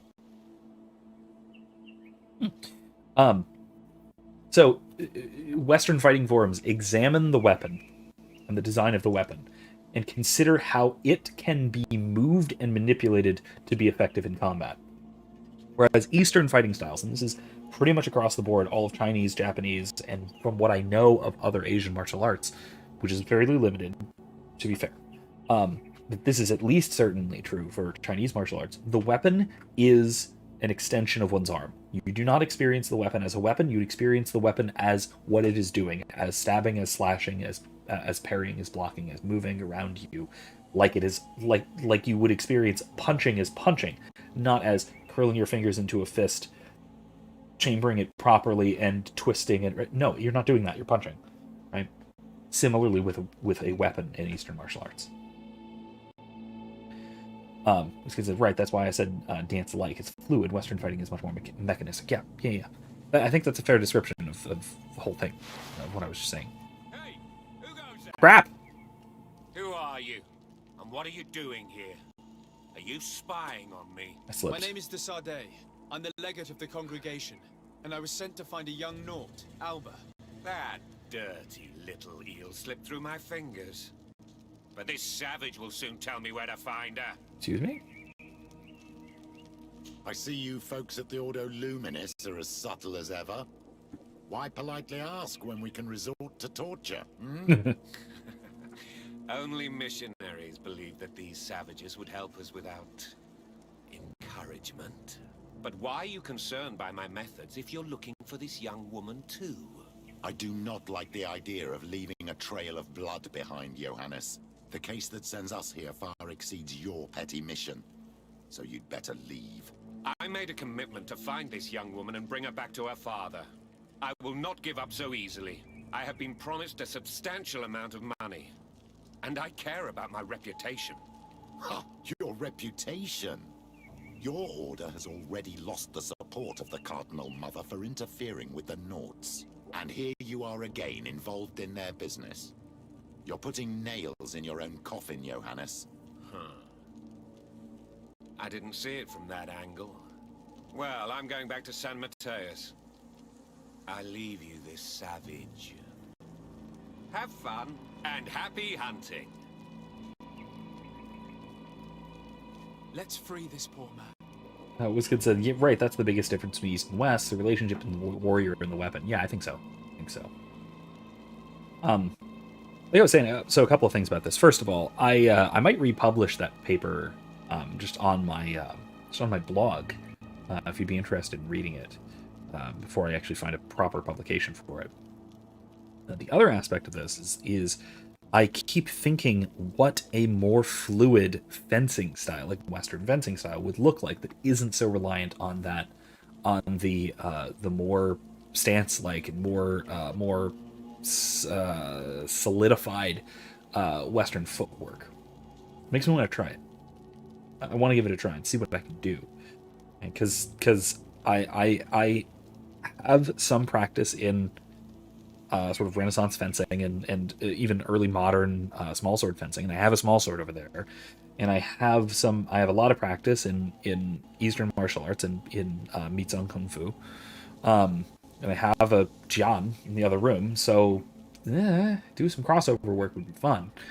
I don't know. I'd like to know what that would look like, how that would work, how that would work out. Doing a more fluid Eastern approach to fencing with something like a small sword or a rapier. I think it's doable. Yeah, applying some of the same Western principles, because the Western is it is a very distinctively Western. Excuse me, a distinctively Western weapon. But applying some of the Eastern principles to the movement in particular would be very, very interesting. And this is all inspired by I will say in particular by thinking through D&D combat. Because, you know, rogues like rapiers, but it seems very strange that a rogue-like combat does not strike me as the kind of thing where you're using those traditional fencing stances. Seems really weird to me. So something like that to make that work properly, with more Eastern style footwork might actually make some sense. Anyway, Wizkid says, how interesting that I was literally just watching Cobra Kai all day long. God, I do need to get into martial arts. It's great. It's a fantastic thing to learn. Whichever martial art you're interested in. I recommend Chinese Kung Fu, particularly northern styles.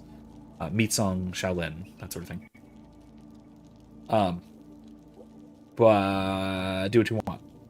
And I mean, I have studied. Okay, when I say I've studied Western fencing, what I mean by that is I have studied Western fencing manuals and applied them in like LARP and practice settings, that sort of thing. Rogue combat should be more of a brawl like Aragorn. I don't think so. I think it would be very, very mobile because rogues rely on acrobatics and on finesse weapons. So if we're to compare it to any, you know who I think would be a good rogue analog, combat style wise, if we're talking about a bigger weapons, not like daggers or whatever. How Ciri fights in The Witcher 3 in the game. I've only seen the first few episodes of this season, but season 2 of the show. But how Ciri fights in The Witcher 3 with a longsword, but with basically a finesse longsword, that sort of thing. She's very, very mobile. You'd have to be. If you're lightly armored, very agile, relying on precision attacks, that sort of thing. More so than brawl, like I would think.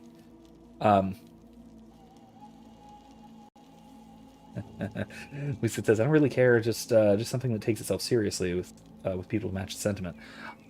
HEMA, historical European martial arts, I think tends to be overly scientific because it is very Western.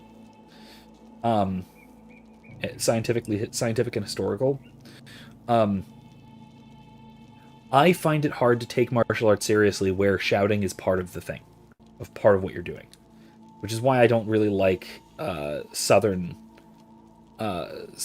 Chinese martial arts or a lot of Japanese martial arts with the haya and the shouting and stuff, or like Taekwondo is really bad about that. Also, I started doing Taekwondo for I went to 2 classes when I was a little kid, when I was probably 8. Actually, it might have been even younger. And then I couldn't do it anymore because I couldn't stand the smell of feet. It was terrible. They take it too seriously. I don't think they take it too seriously. They take it too scientifically. And they like we were saying, that difference between the Western and Eastern sensibilities and philosophies involved. They treat it as if they are doing something that is almost clinical, which is not beneficial for kinesthetics or actually getting your body involved with what you're doing. Eric says this reminds me of the funny story about how Sable got the very elven sword from the old elf adventurer above the elf in the party. The elf in the party, yes, he was a git. To be fair, yes, that's. I think his player would agree. That's part of his characterization. I think so.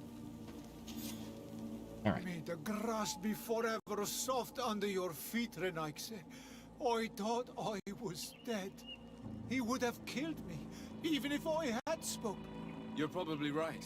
Do you think you can answer us? We also have questions to ask you. You saved me. I owe you answers. But first, I have to go back to my village. I need to heal. Meet me in Wen Chevalier later on. Okay. Hey, level. Let's take care of that. Aloe. I have so many talents unlocked. I almost want to keep going. I want to go up. Nah, I'm going to go shield as we go. I never use it, but it won't hurt. Okay, next level, I get another talent point. I'll use that for accuracy, so I can use a little bit better guns, or I'll max out willpower. I don't know. And then in 3 more levels, oh my god, 3 more levels. Maybe then I'll get more lock picking, so I can do that.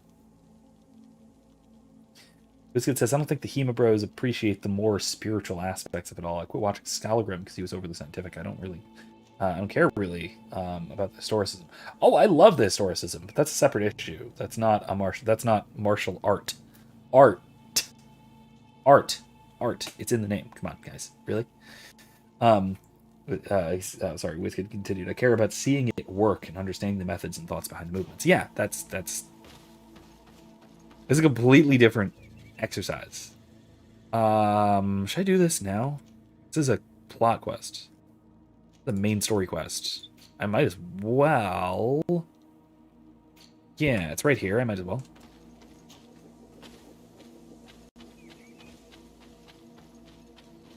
I would help you with it, but doing that sort of thing through distance learning is basically impossible. Might I ask you a few questions? Of course. Our allies from the continent are always welcome among us. What do you want to know?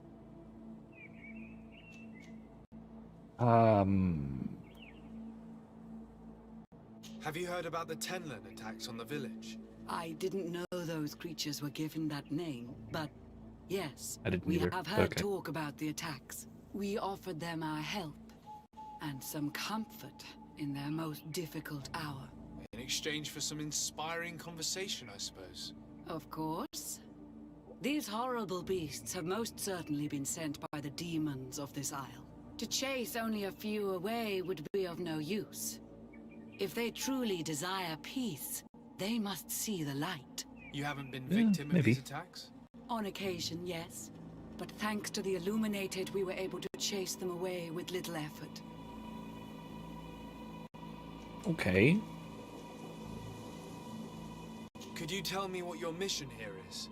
We must return these lost souls to the light and guide them so that they might receive the revelation. We have constructed the perfect village, Eden, where they might discover peace. In this protected paradise, they can receive divine teachings and join the illuminated chosen people. I gotta say, it's a little bit like an anti-bear rock. You know what I'm talking about? The Simpsons joke, but this rock keeps bears away. Did you know that? This rock I have keeps bears away. Did you know that? It seems to be working because I haven't been attacked by a bear in a very long time. Of course, if I were to be attacked by a bear, that just means I'd probably just need another rock. An extra rock for extra protection. Anyway. It also reminds me a great deal of reasoning surrounding a certain medical intervention that's been making the rounds lately. You seem to assert that the attacks of these Tenlins is somehow linked to the demons on the isle. Whereas these are creatures that the natives have always known. They nest beside them. These are familiar beasts, but hasn't anyone informed you that their patterns have changed? These creatures have been riled up by the demons of the island, who have come to realize we are near victory. Sending them against these poor people, they maintain them in a state of fear and obedience to their shaman healer. There is only one way to truly make these attacks cease, my child. Convert these people. Defeat these demons. The Denegad of this village wishes for you to depart.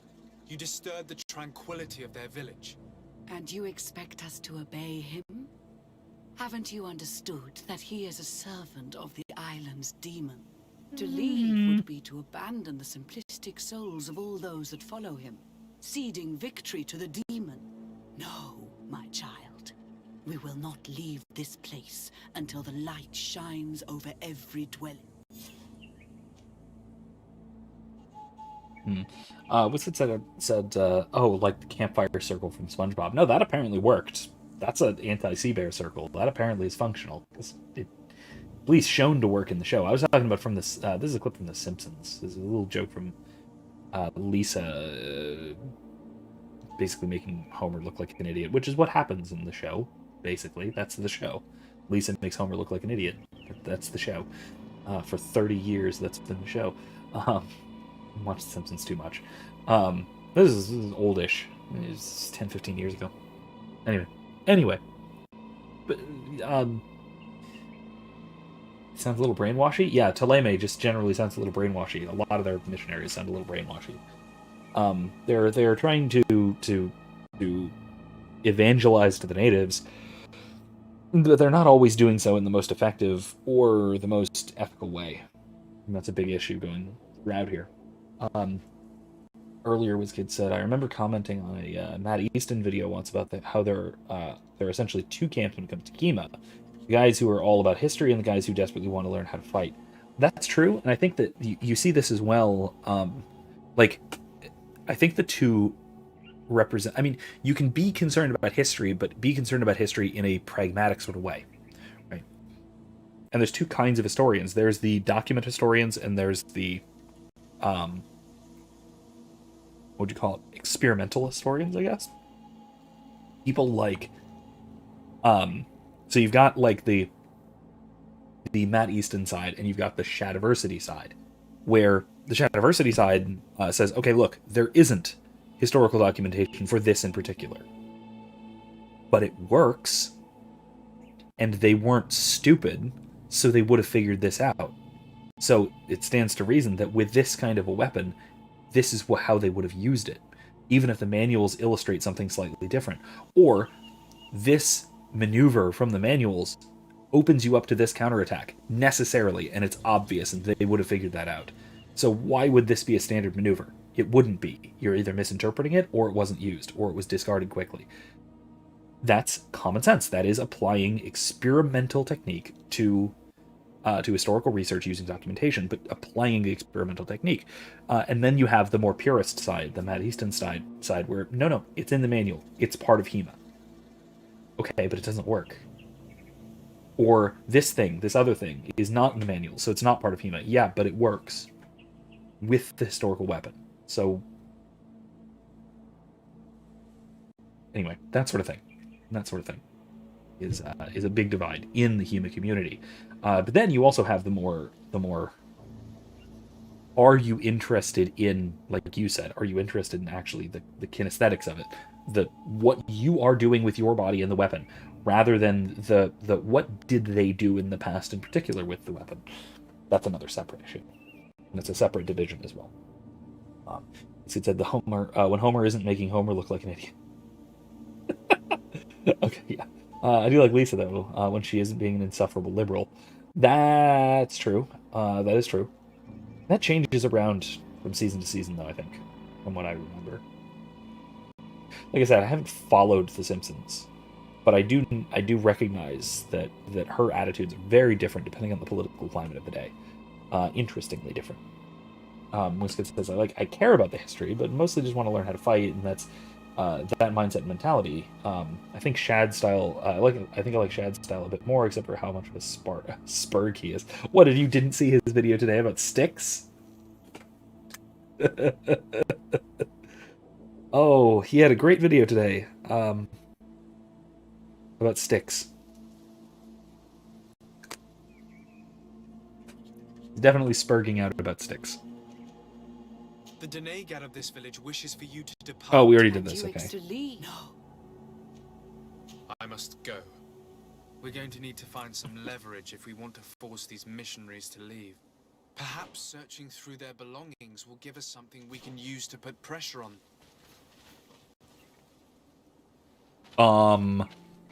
Okay. One more thing. Yes? I No, must I don't go. want to do that. I want to sneaky snonky. What if I change clothes in front of you? Now, will you let me in? La la la la la. One more thing. Yes. Oh. Okay, that didn't work. I must go. Never mind.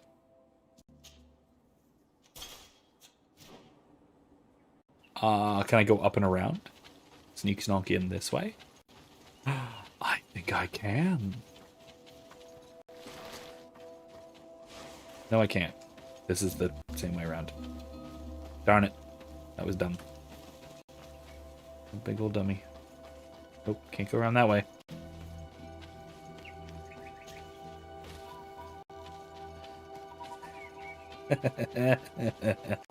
Biscuit says, I saw it in my recommendations. Didn't watch it. The stick is the ultimate weapon, though. Spear Boy gang. Check it out. Check it out. It was hilarious. He's spurging out like crazy over the stick.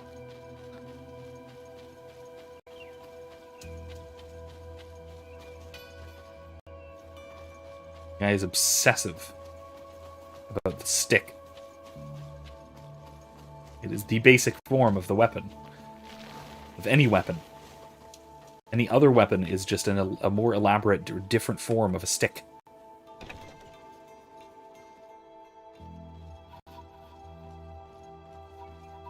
What is a sword but a sharpened metal stick? What is a spear but a long stick with a pointy end? What is a bow but a stick that shoots smaller sticks with the help of a string? What is a gun but a hollow stick that shoots smaller sticks at a very high speed? Oh gosh. Journal of the Missionary Mother. Our mission is taking much longer than anticipated. These poor savages cling to their childish beliefs and refuse to see the light that could save their souls. And we must show the greatest patience in convincing them one by one. Alas, this unexpected reluctance is weighing on the morale of my colleagues, and I surprised one of them as he was forcing himself on one of these children. He seemed full of remorse, and he assured me that he would not do it again, but I am convinced that he is not the only one who sinned, and that it was not the first time such a thing happened. What fools. Now I must do everything in my power to ensure their deeds remain secret. If our order or the Mother Cardinal ever learns of them, we will all be sent back to the continent, or even sentenced. How can these so-called religious men dare to abuse these young people? I thought that the word of the enlightened was very clear on this subject. These missionaries are a disgrace to our order, believe me. I'll make sure they cannot hurt anyone else. Glad Petrus is here. One more thing. Hi there. Yes.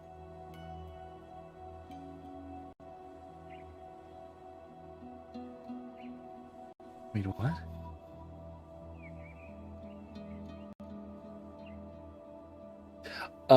You know what this reminds me of? The cyborg ninja fight from Metal Gear Solid 1. Wait, this? What's this? I don't know about that. Or unless you're referring to something else. Let's see, but why should I waste brain cells watching him be dumb when I already know the basics of all the points he's going to make? Oh, because he makes them in a funny way. It's basically a parody video. He's making fun of himself. I wasn't going to give it away, but he's making fun of himself. It's a parody video. It's a good one. I found a document in your belongings. The content is quite enlightening. Your missionaries have forgotten the divine teachings.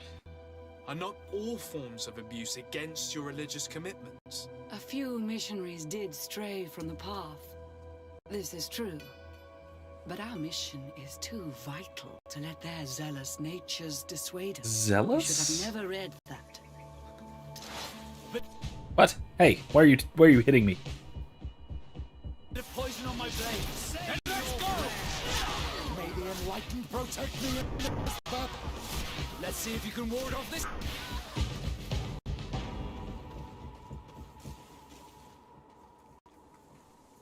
Stop! We lay down our weapons. Now leave the region and do not return. We shall not forget the manner in which you have treated us, but you shall not see us here again. Why did I lose reputation from Taleme? I'm gonna go tell the Mother Cardinal what happened. Then she's gonna like me again. Where am I? Oh, not that. No, this. The Bridge Alliance is suspicious of me. Oh no. I don't care. I don't like them. Taleme is still friendly. The natives are still friendly, so that's cool. Wait. Hold on. Really? My only companion that's not friendly is Siora. Okay, fine. Be that way. Alright. There. What's this quest? This is... oh, yeah, this is still the knots. It's still about the knots.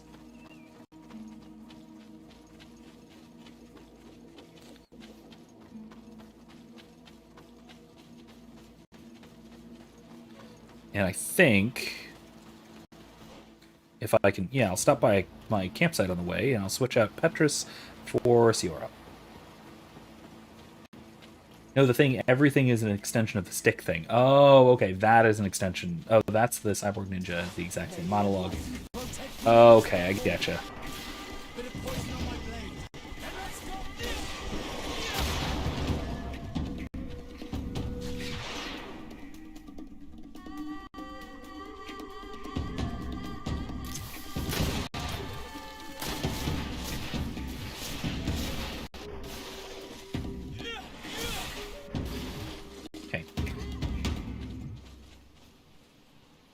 Except in regards to the fist rather than the stick. Okay. I mean, okay, fair enough. But as Shad would say, even the fist is just 5 sticks hurled around each other.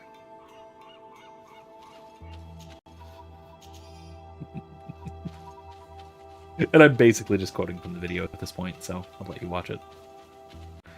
It was a good one.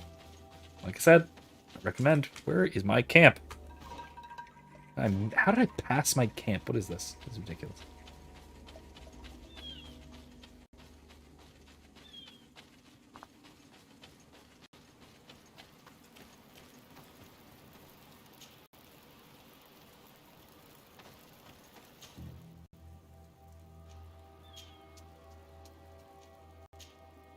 Okay, let's go.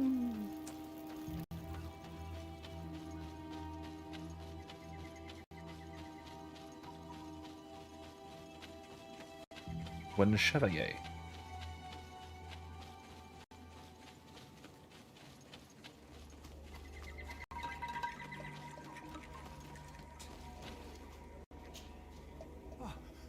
You are the ones who saved me from Saul Lasser. Oh, I am so grateful to you. Oh, 2 of I us. owe you so much. But you wanted to ask me questions? We're looking for a Naut girl. The same one that the Inquisitor is looking for. But I promised Alba to say nothing. I would really like to help you, but... And you risked your own life keeping your promise. But Alba is in a very delicate situation. If we do not find her first, others will track her down. And they will kill her without letting her defend herself.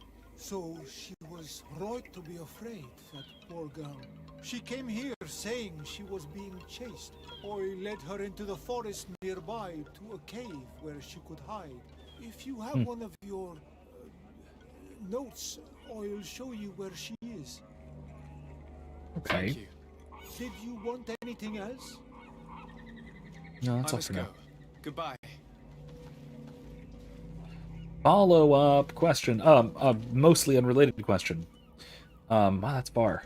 Oh, that's way far. All right, let's do this real quick.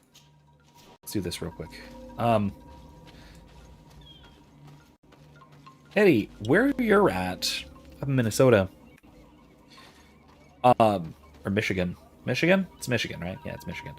I keep hearing about supply chain issues, but I'm seeing very, very little of it here in Florida, and I'm assuming that's because our government isn't trying to kill us all. But everywhere else in the country, I'm hearing terrible supply chain issues. Are you experiencing any of that? How's it going? Curious. I've been hearing a lot of it from New England. I've been hearing a lot of it from like in the Midwest out and like further out west, it's like almost northwest kind of thing, Montana and western Montana to and then further that sort of area. Good day. Are you the Master Hunter? Beortir tu madre, Naixe. I am indeed one and the same person. What do you want of me?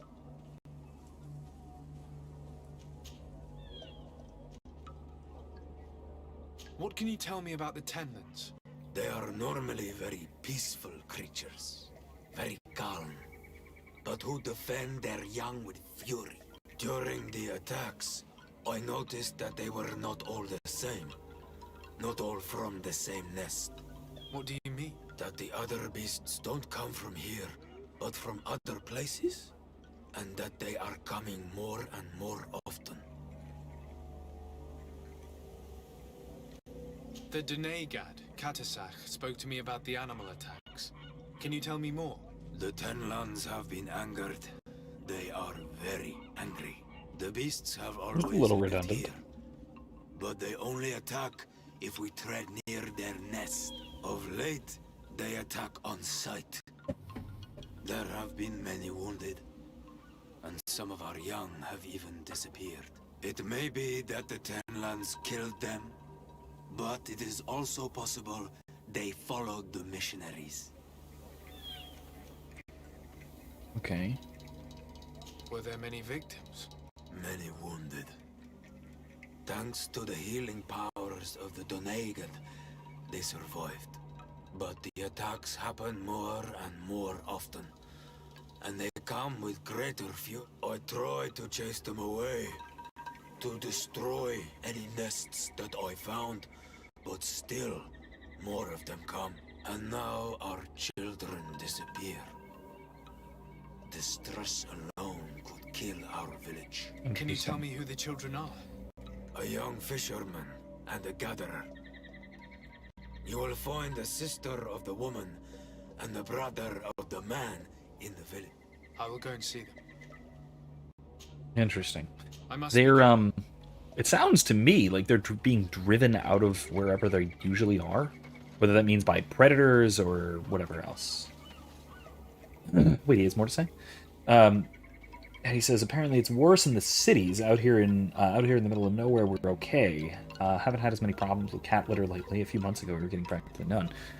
Yeah, honestly, I mean, we've had some nasty price inflation, but so is everywhere else. That's just the dollar. But as far as like stuff just not being on the shelves, I haven't really seen a problem with it. Pretty much anything. Interesting though. It does help that we too are out in the middle of nowhere. I sent you the picture, but I'll tell the story as well. I went to Winn-Dixie today, grocery store, for you northerners, southern grocery store, and in the parking lot there was a pickup truck with windows cracked very slightly, and I was with Saoirse. I was with my older daughter, she's 3, and says, "Daddy, what's that?" And she's like looking at something, and I look, and I was like, "Oh, I thought it was a dog." And I was like, "Oh, it's," and then I hear it. And it bleats at me, and it was a goat sitting in the front seat of a pickup truck outside of Winn-Dixie, and we go over and look a little closer, and it's a full adult goat sitting in this pickup truck. He was bleating at us. It had a rhinestone collar and everything. It is incredible, this thing. I love it here. This is similar to the Cracker Barrel that's right also, like you can see from our backyard. there is there's a hitching post out by the parking lot of the Cracker Barrel where there is very often someone's horse hitched, which is just I love it. I love it out here. It's so Florida. I love it so much. I'm in need of your wisdom again. I hear you. Cracker country, you know. He says, "Oh God, the inflation's retarded. Lunch meat went from about $6 a pound to like $8." Yeah. Again, Winn-Dixie helps. Winn-Dixie has good prices typically on meat, especially. They started as a butcher. But what's the worst? The worst we have is milk. I think milk is a lot. Milk's going up a lot, which is really one of those like staple foods that just shows what the actual rate of inflation is. And that's gone up quite a bit lately. From like under $3 to over $4 kind of thing per gallon.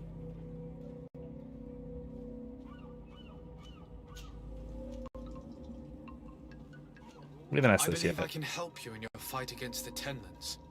How would you advise me to go about it? You must destroy their nests. It's sad, but the only way to stop their numbers grow. There are most likely 3 around here. I can point you in the direction to one that I discovered. I would have taken care of it, but my village cannot spare my presence here. I must keep watch. I did not find the 2 And of course, others. gas, obviously. Some in the village may know where to find them. And how would I go about destroying the nest? You must burn them and kill the dominant one, or else they will build again. We see them especially at dawn. After that, we no longer see them. But be careful, Renax. The night belongs to the Tenlands. That is when they are most awake. Going out at night is very dangerous. I thank you for your advice. We shall go and destroy these nests come dawn. He's going to repeat what he said here. Isn't it odd that these... Yes. Yes. Okay. This has never happened in my lifetime. What do you know? Speak. Lives are at risk. I do not speak of things I am not sure of. The Renaigse, like you, do not understand the bond we have with nature.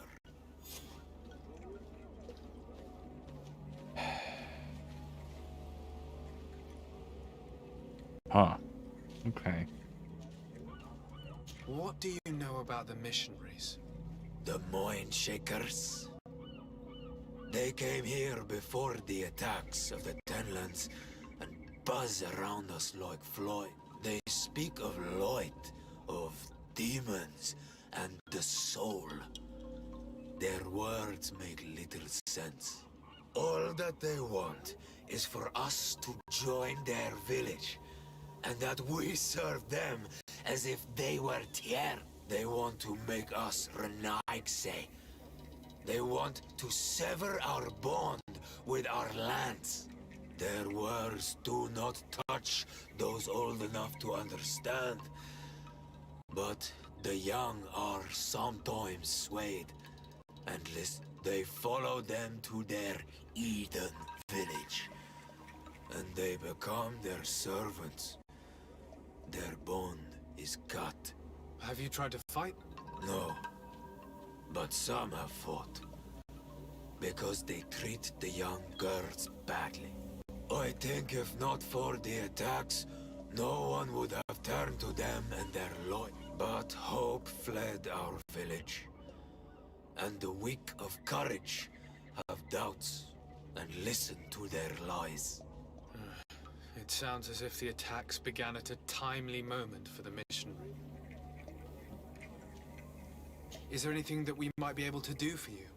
Besides destroying their nests and fighting the Tenland, do you know the art of crafting weapons? Our artisan was among the wounded, and my weapon is broken. I can try to repair it. Here, in this condition, it is of no use to me at all. Okay. I must be going. Let's do that. Katasach advised us to speak with the families of those missing. Perhaps they might know where the Tenlands have built their nests. Westgate said, actually, my local meat processing home business thingy has absurdly good prices, so I think I'm going to patronize them more often from now on. Yeah, if you can find that sort of thing, fantastic. Fantastic. And that also helps to alleviate the sort of supply chain problems, you know? Just because there is, if there is a solution like this, I didn't need to do that, but okay. I don't know.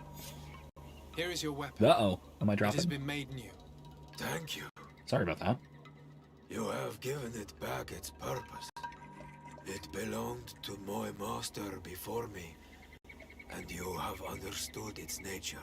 It may be that you are more on Ormanawi than Renaigse, and that you will one day see as we. During my walks, I saw a great Tenlan of clear skin. The others seemed to follow him. I felt that he called them, that he fed them rage, and that his place is not here. Why didn't you try to kill it? He is very strong, and the others protect him. I was only able to track him to his lair, a cavern. I placed traps all around it, but all were avoided. He is clever. You say he doesn't have his place here. What do you mean? That he was brought here to attract the others and make them rage. By men, the Renaigs. But I cannot prove this. That is why I did not wish to voice these thoughts. I feel it. Or a demon. Nothing more. Just saying, could be a demon. I must be going. Anyway, okay, let's, we don't actually need to talk to the people here anymore. Do we?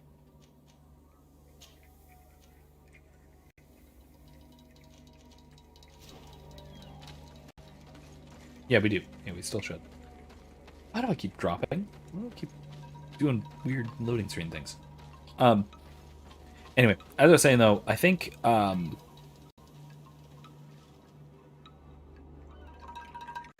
mean, it's fairly obvious to me that we Florida, that is, are doing decently well.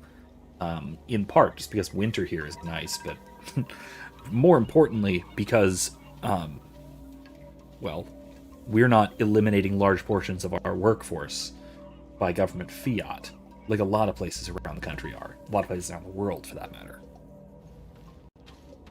That's, well, I mean, the Supreme Court right now, just today, or yesterday, I think, to begin, I was hearing oral arguments about the OSHA mandate, and my God, if you didn't already have zero respect for the Supreme Court, that would do it. They were factually mistaken about basically, at least the let's just say it, the leftist judges were factually mistaken about almost everything they said in the oral arguments, demonstrably. And I'm not even just saying, well, we all know that they're wrong. No, they're saying things that are just factually, numerically wrong, things that are countered by official, like, CDC findings and stuff. They're just wrong. It's like they know less about what's going on in the world than your average like Facebook boomer. It's ridiculous. Anyway, yeah, there's no reason to take the Supreme Court seriously, other than the fact that, you know, a 5-4 vote can decide the fate of the country, unless you know, there's a governor or a state government like ours that's got a few balls.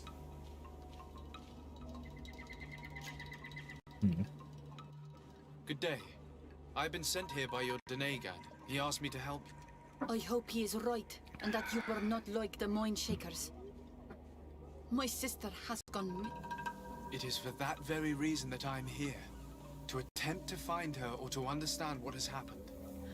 Then I will tell you what I know. This kid says I'm on exactly the same page as Razorfist when it comes to the court. I don't remember his Supreme Court position. It's basically that they're like they're partisans, right? He emphasizes their partisanship, or is it just that they're idiots? I forget. Send me a link to the last major rant he did on it. I'll try and remember. And once you do that, I'll put it in the description after the stream.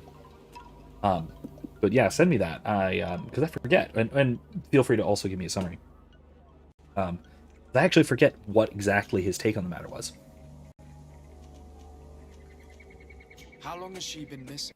2 nights have gone by since. She told me that she was going to gather berries.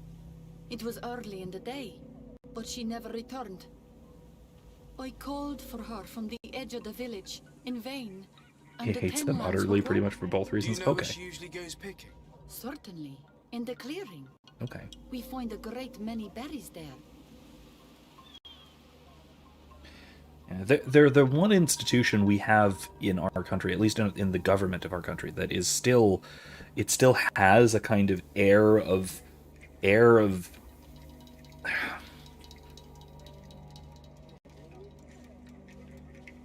Let me put it this way. It's the only federal government institution that maintains its veneer of nobility. The court, the Supreme Court in particular, but courts in general, are still seen, by and large, as above petty political conflicts, which is delusional. Utterly delusional. And I think, if I recall, that's more or less in line with what Razorfist has said about it, that's very true. Also, they're dumb. Like, I've brought this up before, and I said it before. I've mentioned this before as well. Actually, hold on. Give me one moment, because I want to find this. I want to put this up on the screen so you guys can see this. Because it's hilarious. I think it was Justice Sotomayor. Yep. Here we go. Let us read. This was from the case that was on that was about abortion from a few weeks ago, which I still haven't heard a resolution for. By the way, they're kind of dragging their feet on that. So she's talking about whether the anti-abortion position is innately religious or not. Obviously, it's not, but she's not smart. So here we go. So she says, how is your interest in anything but a religious view? The issue of when life begins has been hotly debated by philosophers since the beginning of time. It is still debated in religions. Shut up. You daft idiot. Like, that's the kind of thing that I literally will call out and directly make fun of my freshman introductory gen ed college students about. Like, you're supposed to be better than this. You're obviously not. But my God, their writing would fail a freshman composition class. What is this? They're a joke. They're absolutely a joke. Wizkid said, TLDR, I believe, is he hates them because they're partisan as hell, and also pretty much grab power for themselves as soon as they had the opportunity to do so. Yeah, that's true. That's very true. That's very true. The whole doctrine of judicial review, by the way, is not in the Constitution. That's case law. Everything about judicial review is case law. Not directly in the Constitution. You won't find it there. Anyway. What about her? Your sister, what does she look like? She is a very beautiful young woman. Kind and sweet. I miss her so very much. Is she very careful? Does she know she should be wary of the beasts? Oh yes, she knows it very well. But she has been star-eyed of late. And the stars make you forget all caution. What? What does that mean? Is there anyone in the village that might want to harm her? No, everyone loves her. Maybe a little too much. Why do you say that? She is beautiful and young. The mine shakers took notice, and the boys of the village did as well. What do you think has likely happened? She might have been attacked by the Tenlands. But it was early, and they come out mostly at night. You think it might have been something else? I hope. Even if it is a strange hope. Perhaps she was taken by the mine shakers. They were pestering her the other day. They behaved without respect. A boy intervened and chased them off. But you think that they might have I think I know what captured her when happened. she was outside of the village? That merits inspection. I think I know what happened. I must leave now. There's a boy missing. There is a girl missing. We know at least one is very pretty and had a boy help her out of a nasty situation. I wonder if these two things are perhaps related.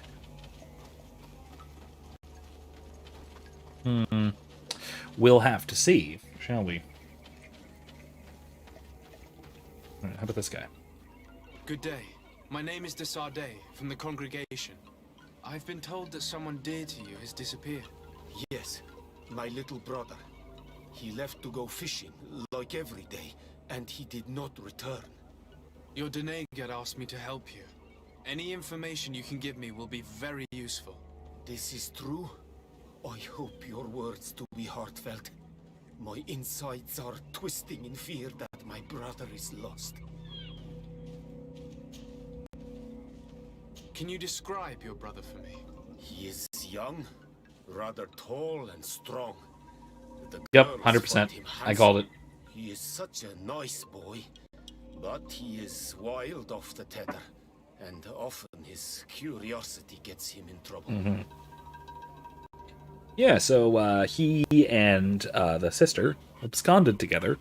Then maybe they were attacked, or maybe they were grabbed, or maybe they're just off in a meadow frolicking, so to speak. Who knows?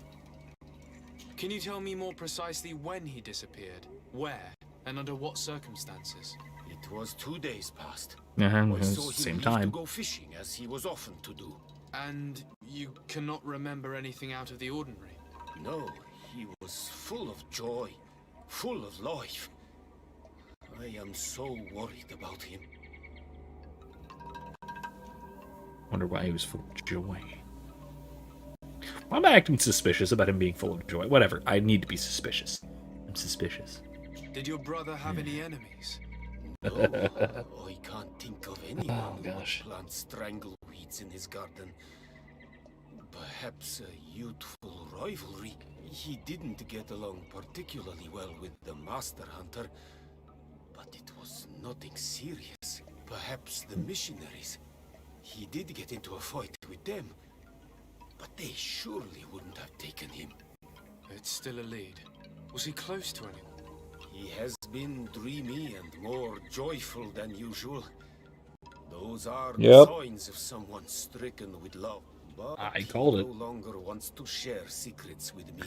And I called Told it. me that he has grown beyond the shadow of his brother, and the birds in his branches are his. What do you That's a cool think expression, most I like likely that. happened to him? He could have come face to face with Tenlands. They've become angry of late, but he knew how to avoid them. He might have had a run-in with the mine shakers as well. He got into a fight with them a while back, because of a young girl in our village. You think Called the it. missionaries might have sought vengeance? I don't know, but he might have went to find them in their village. He bears no good feelings towards them. I will go and see. Hold Maybe on they now. can tell me more. Erica says, yeah, that's the obvious answer, isn't it?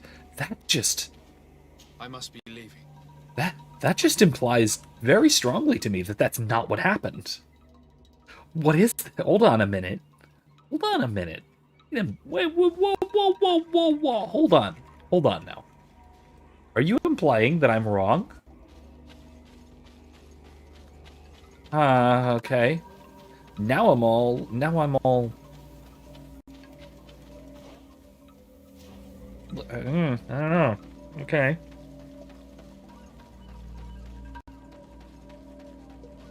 Wait, how do I find the Tenlin's nest? Why is that taking me to her? Do you have any news? Do you know where my sister is? Not yet, but I've not given up the search. What about the Tell me Tenlins? about the Tenlins, about their attacks. Before, I only very rarely came across the beasts. We knew their nesting grounds and kept clear of them. But now they are everywhere and they attack everyone. They've even been known to come as close as the clearing where we pick berries. Very far from their favorite grounds. Do you know how to fight them? No, I am not a fighter. If you want such advice, ask the Master Hunter. I'm okay fighting them. I will go and investigate this clearing. Perhaps they built a nest nearby. It is possible, because before there was never one near there. I must leave now. Oh wait, hold on. I should talk to her about the you have relationship any between the two. Not yet. Was your sister fond of a young fisherman who also disappeared by any chance? They have known each other since they were little. Like all the children of the village, they have always been friends. Only friends? He defended her when the Mind Shakers wanted to take her. But she is promised to another. Oh, okay. I She couldn't ran care off less with him. about her reputation. An engagement can be broken. If you know anything at all... I have told you all I know. My sister is certainly wounded somewhere or taken by the Mind Shakers. Starting to make a lot more sense. Time to get on with my investigations. Okay, okay. I must leave now. Okay, okay. Where's the clearing? Over there, huh? Yeah, I'll do that. I'll go and do that. Right? What's the way? What's the best way there? Yeah, the way I'm facing. Cool. Lolly, lolly, dotty. Over here? No. Over here.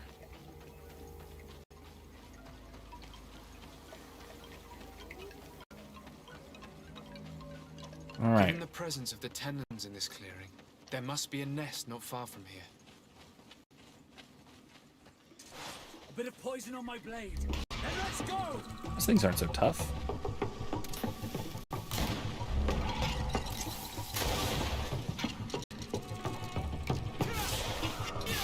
Hunter mentioned that the dominant one only came out at dawn.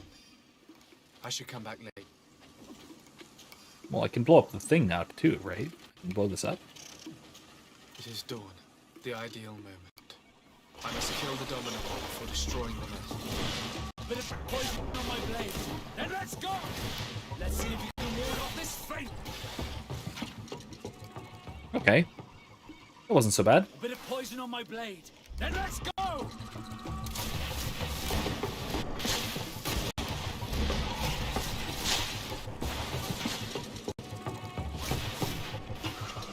Okay.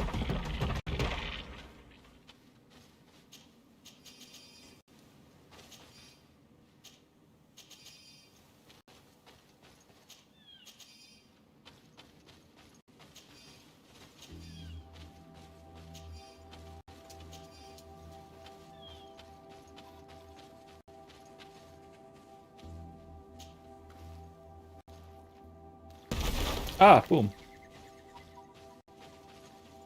All right, cool. So there's a nest. There's one. Now let's go here. Go and do that.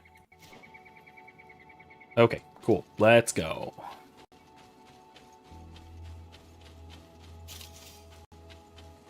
Because we have some time before we're done, but not too much time. Only have about 15 minutes. Or we need to wrap it for the night. So we go around that way. Oh my god, that's so far! There's a... so I can... Oh yeah, okay, I can quick travel to this camp. Camp near the water, right? Yeah. That can bring me over to here. To here. And to there. Alright, cool. Yeah, that'll work. That'll work. I'd love to quick travel.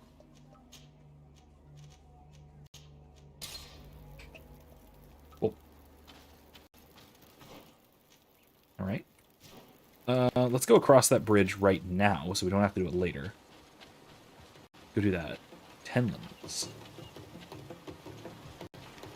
What's the The hunter noise? told me that I would find a nest in this area. Yeah, right up here.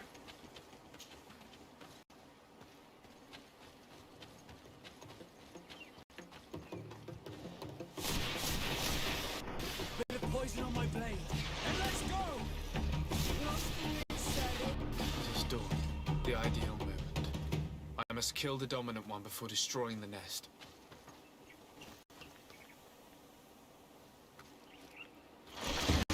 Bit of poison on my blade. And let's go!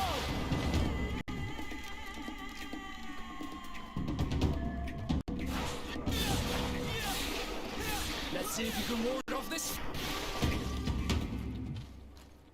That one's a little bit tougher. Not too bad, though.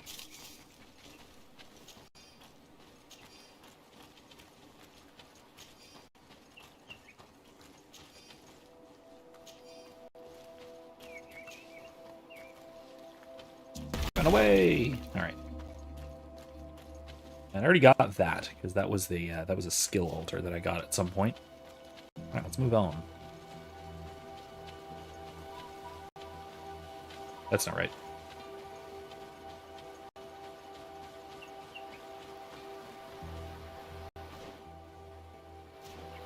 I mean, this will work, right? Yeah. Yeah, the villagers, everything's right over there, so that'll work.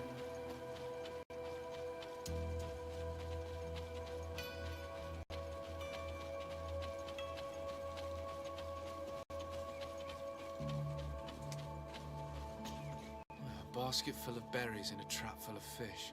All of it scattered and half-eaten by beasts. Oh. Our two lost souls were here together. They must have been attacked, or they wouldn't have left these behind. Let's search the area. Maybe we can find their trail.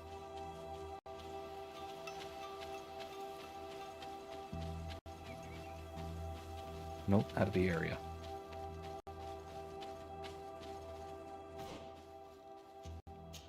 Let's do this one first. You go this way? Hi.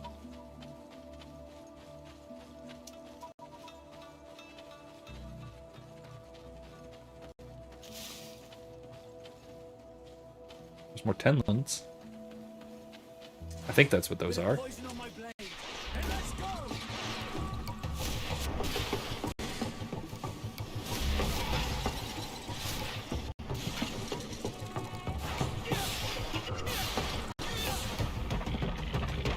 Okay.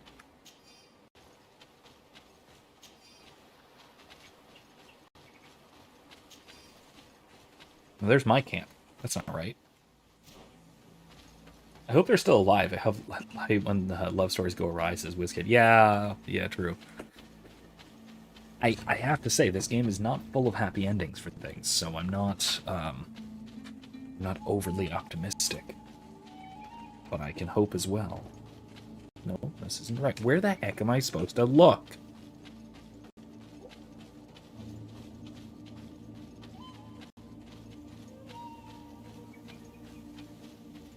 No, okay, the search area is unbelievably small. But I cannot find where to look for their trail.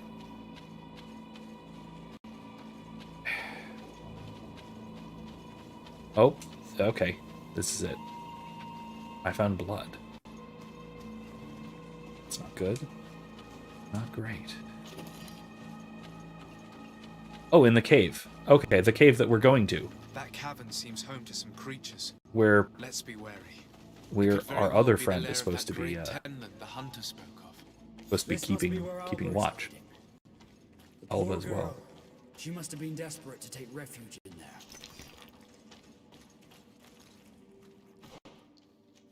Okay, so villagers in Alba. Both. Both of them, all three, I suppose, together here. Huh? That's a big tenlin. Can't climb that. Fine. That is a big tenlin. Bit of poison on my blade. And let's go! 3 corpses. Oh no. One is older than the others. Judging by his clothing, he was a missionary. The 2 others are more recent. A man and a woman. Our missing couple, no doubt. They were dragged here and devoured alive. What a tragic fate.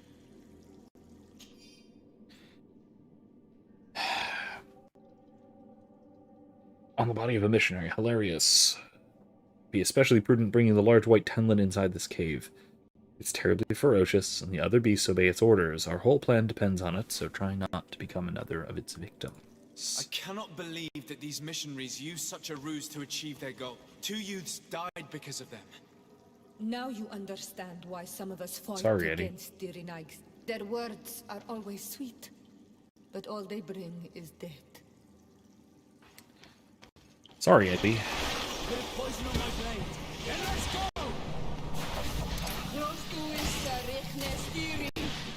Let's see if you can ward off this fate!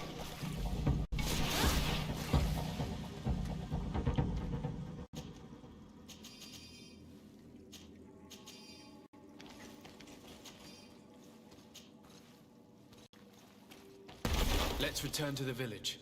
Their families need to be informed. Okay, well, I still need to find Alba. Which means I need to go loop the long way around here, don't I?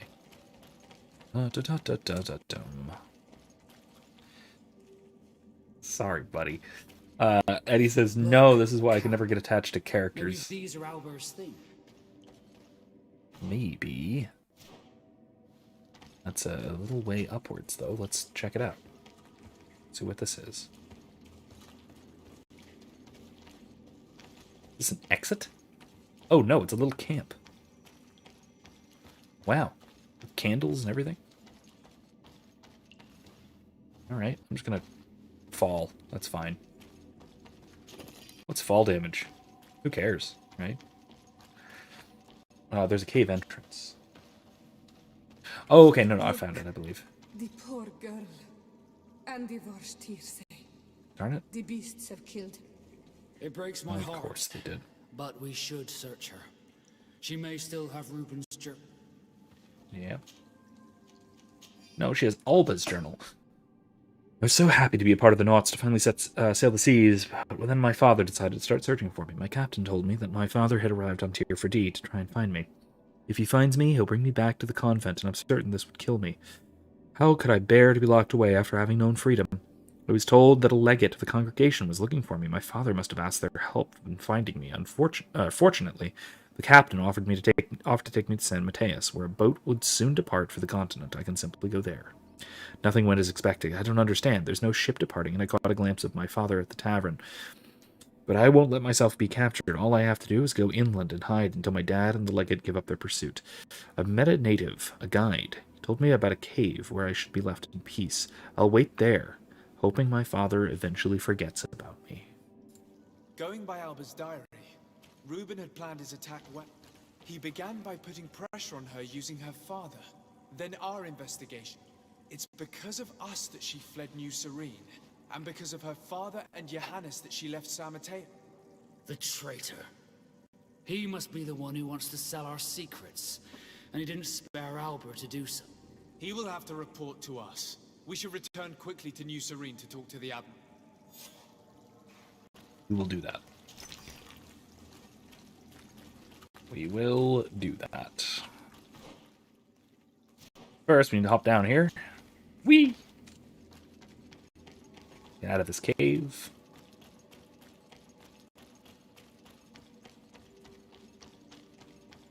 Go back to our camp.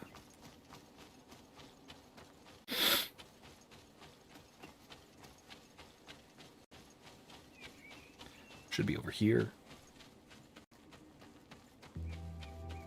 Somewhere over here. Somewhere over here. There it is.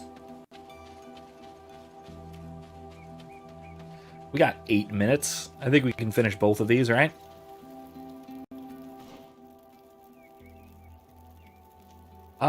Yeah, let's do both of these. Let's go to What is this? On Chevalier.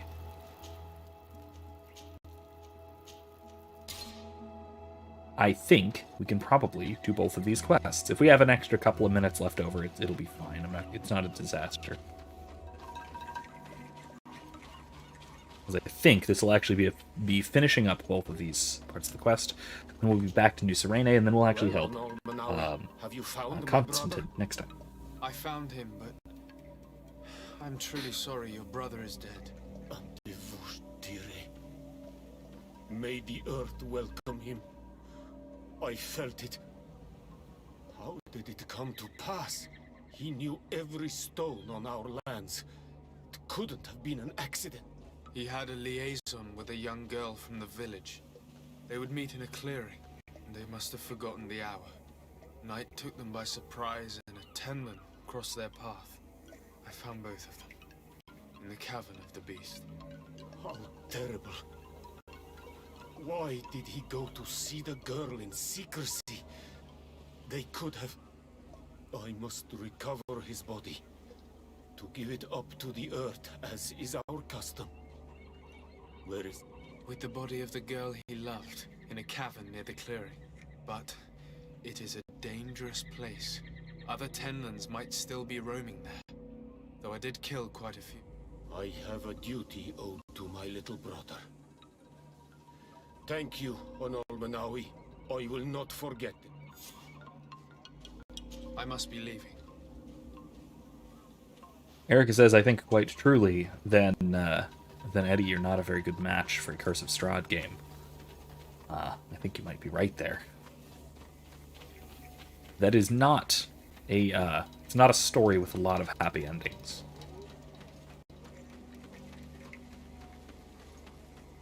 You can turn a few things around for the better, but not extremely, not very much. Not many things. Do you know where my sister is? Unfortunately. Yes. I'm truly very sorry. Oh no. Nah. Ser Tonsidag, please do not tell me that she is dead. I found her body in the lair of the Great Tenman, not far from the clearing.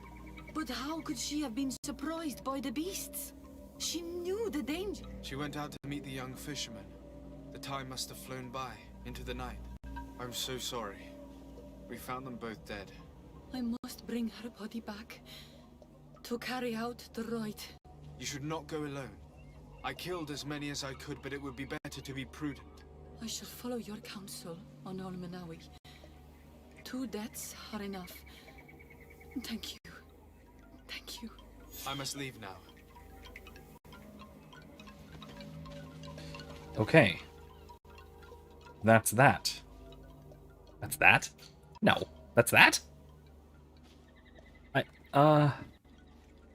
I did that. I destroyed all 3. I destroyed the 3rd nest. Interesting. Interesting. That's not good. That's not good at all. I destroyed the one here, destroyed the one up there, and I destroyed the one in the lair. What's going on? I'll figure it out later. For now, I'll go back to New Serene. If I need to figure this out off stream, I will. If it's a glitch, I'll fix it eventually. Somehow. Fort Quarter. Let's go.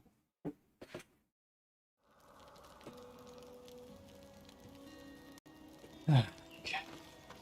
Sell off some junk.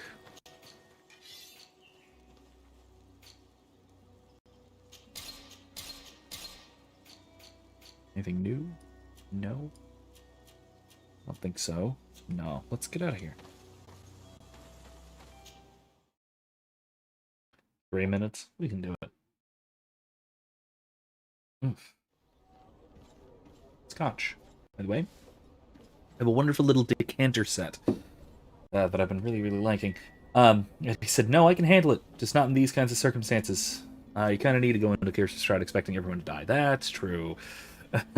Or worse. Sometimes worse. That's why I can't play a game like Until Dawn by myself. I always want everyone to live. Everyone can live in Until Dawn.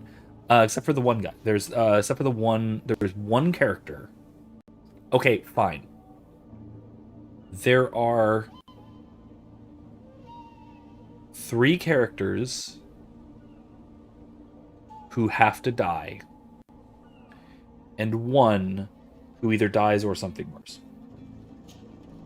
There you go. Desarde, what can I do for you?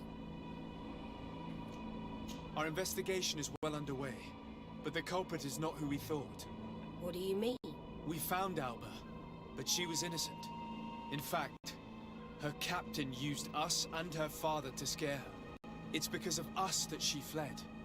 She never stole documents or tried to sell your secret. So, are you saying that the culprit is Reuben? If this were not the case, why make up this story against Alba and use us like that? I can't believe it. And to think that I believed his lies. However, he is a captain. I cannot condemn him without solid proof. And we have to find out who he was selling his journal to. Ask his crew, but stay discreet. It should not arouse suspicions. Anything else? Okay, the stranger and all the siblings. No, one sibling can live, technically. Remember? I need to be going. Until we meet again, Admiral. One of the siblings can live. Oh, which is unfortunate because I like Beth. Yeah. You don't get to know them enough, you know? They're only in the introduction and then everyone talking about them. Your Excellency. They both seem to be I'm nice, so pleased to but see you again. hard to tell. The pleasure is shared. Captain. Good day, Jonas. What can I do for you? What do you think of your new captain? He knows how to make people obey him and runs a tight ship. What else is there to say? He's a captain. I'm only a cabin boy. Does he get on well with Alba? He was suspicious of her at first, but when he saw that she was trustworthy, he treated her like one of our own. But when she disappeared, he told us that she didn't have what it takes to be a Nord. He spoke of treason, that sort of thing. Yeah, the fate worse than I death. Yeah, imagine he that. regretted having trusted her at all. Yeah, that. Anything else, Your Excellency? No, I guess that's it. I'm afraid I need to be going. Watch out for yourself. Good day. What can I do for you? Hey, look, it's the one who definitely We doesn't few have a beard. questions to ask you, Flavio. I'm all yours, Captain. What do you think about your new captain? He is fair, decisive, and he certainly knows the sea. But he keeps his distance. As if he wasn't a member of our species. And since we got here, it's been worse. He What's that supposed to mean? Troubled. The slightest disagreement puts him over the edge. But never mind me. It's not my place to judge my captain. He's got responsibilities I can't fathom. Anything else? I guess that's it. I need to be off. Biscuit said no from the wiki. I thought the intro would be much Farewell. longer. That makes sense, I guess. It really is just an intro, like backstory, really. Hello. But it kind of can give the impression that it's meant to be more than that. What do you think about Captain Reuben? I know what it's going to sound like, but I liked it better when you were captain. Thank you. Heartfelt. But tell me why. He's a good captain, but he lacks team spirit, if you know what I mean. He's aloof, doesn't get along with his crew. You're still far from the mark. To him, we're nothing more than lackeys. The only one who gets a smile from time to time is the pretty Gretchen, one of the girls from the tavern. She scratches his itch. As soon as he can, he's off to the brothel. Must cost him a right fortune. He should be careful. A debt with a coin guard is like sailing near a storm. I see. Biscuit says in no universe is that not a goatee. Same as that guy? Same as that guy?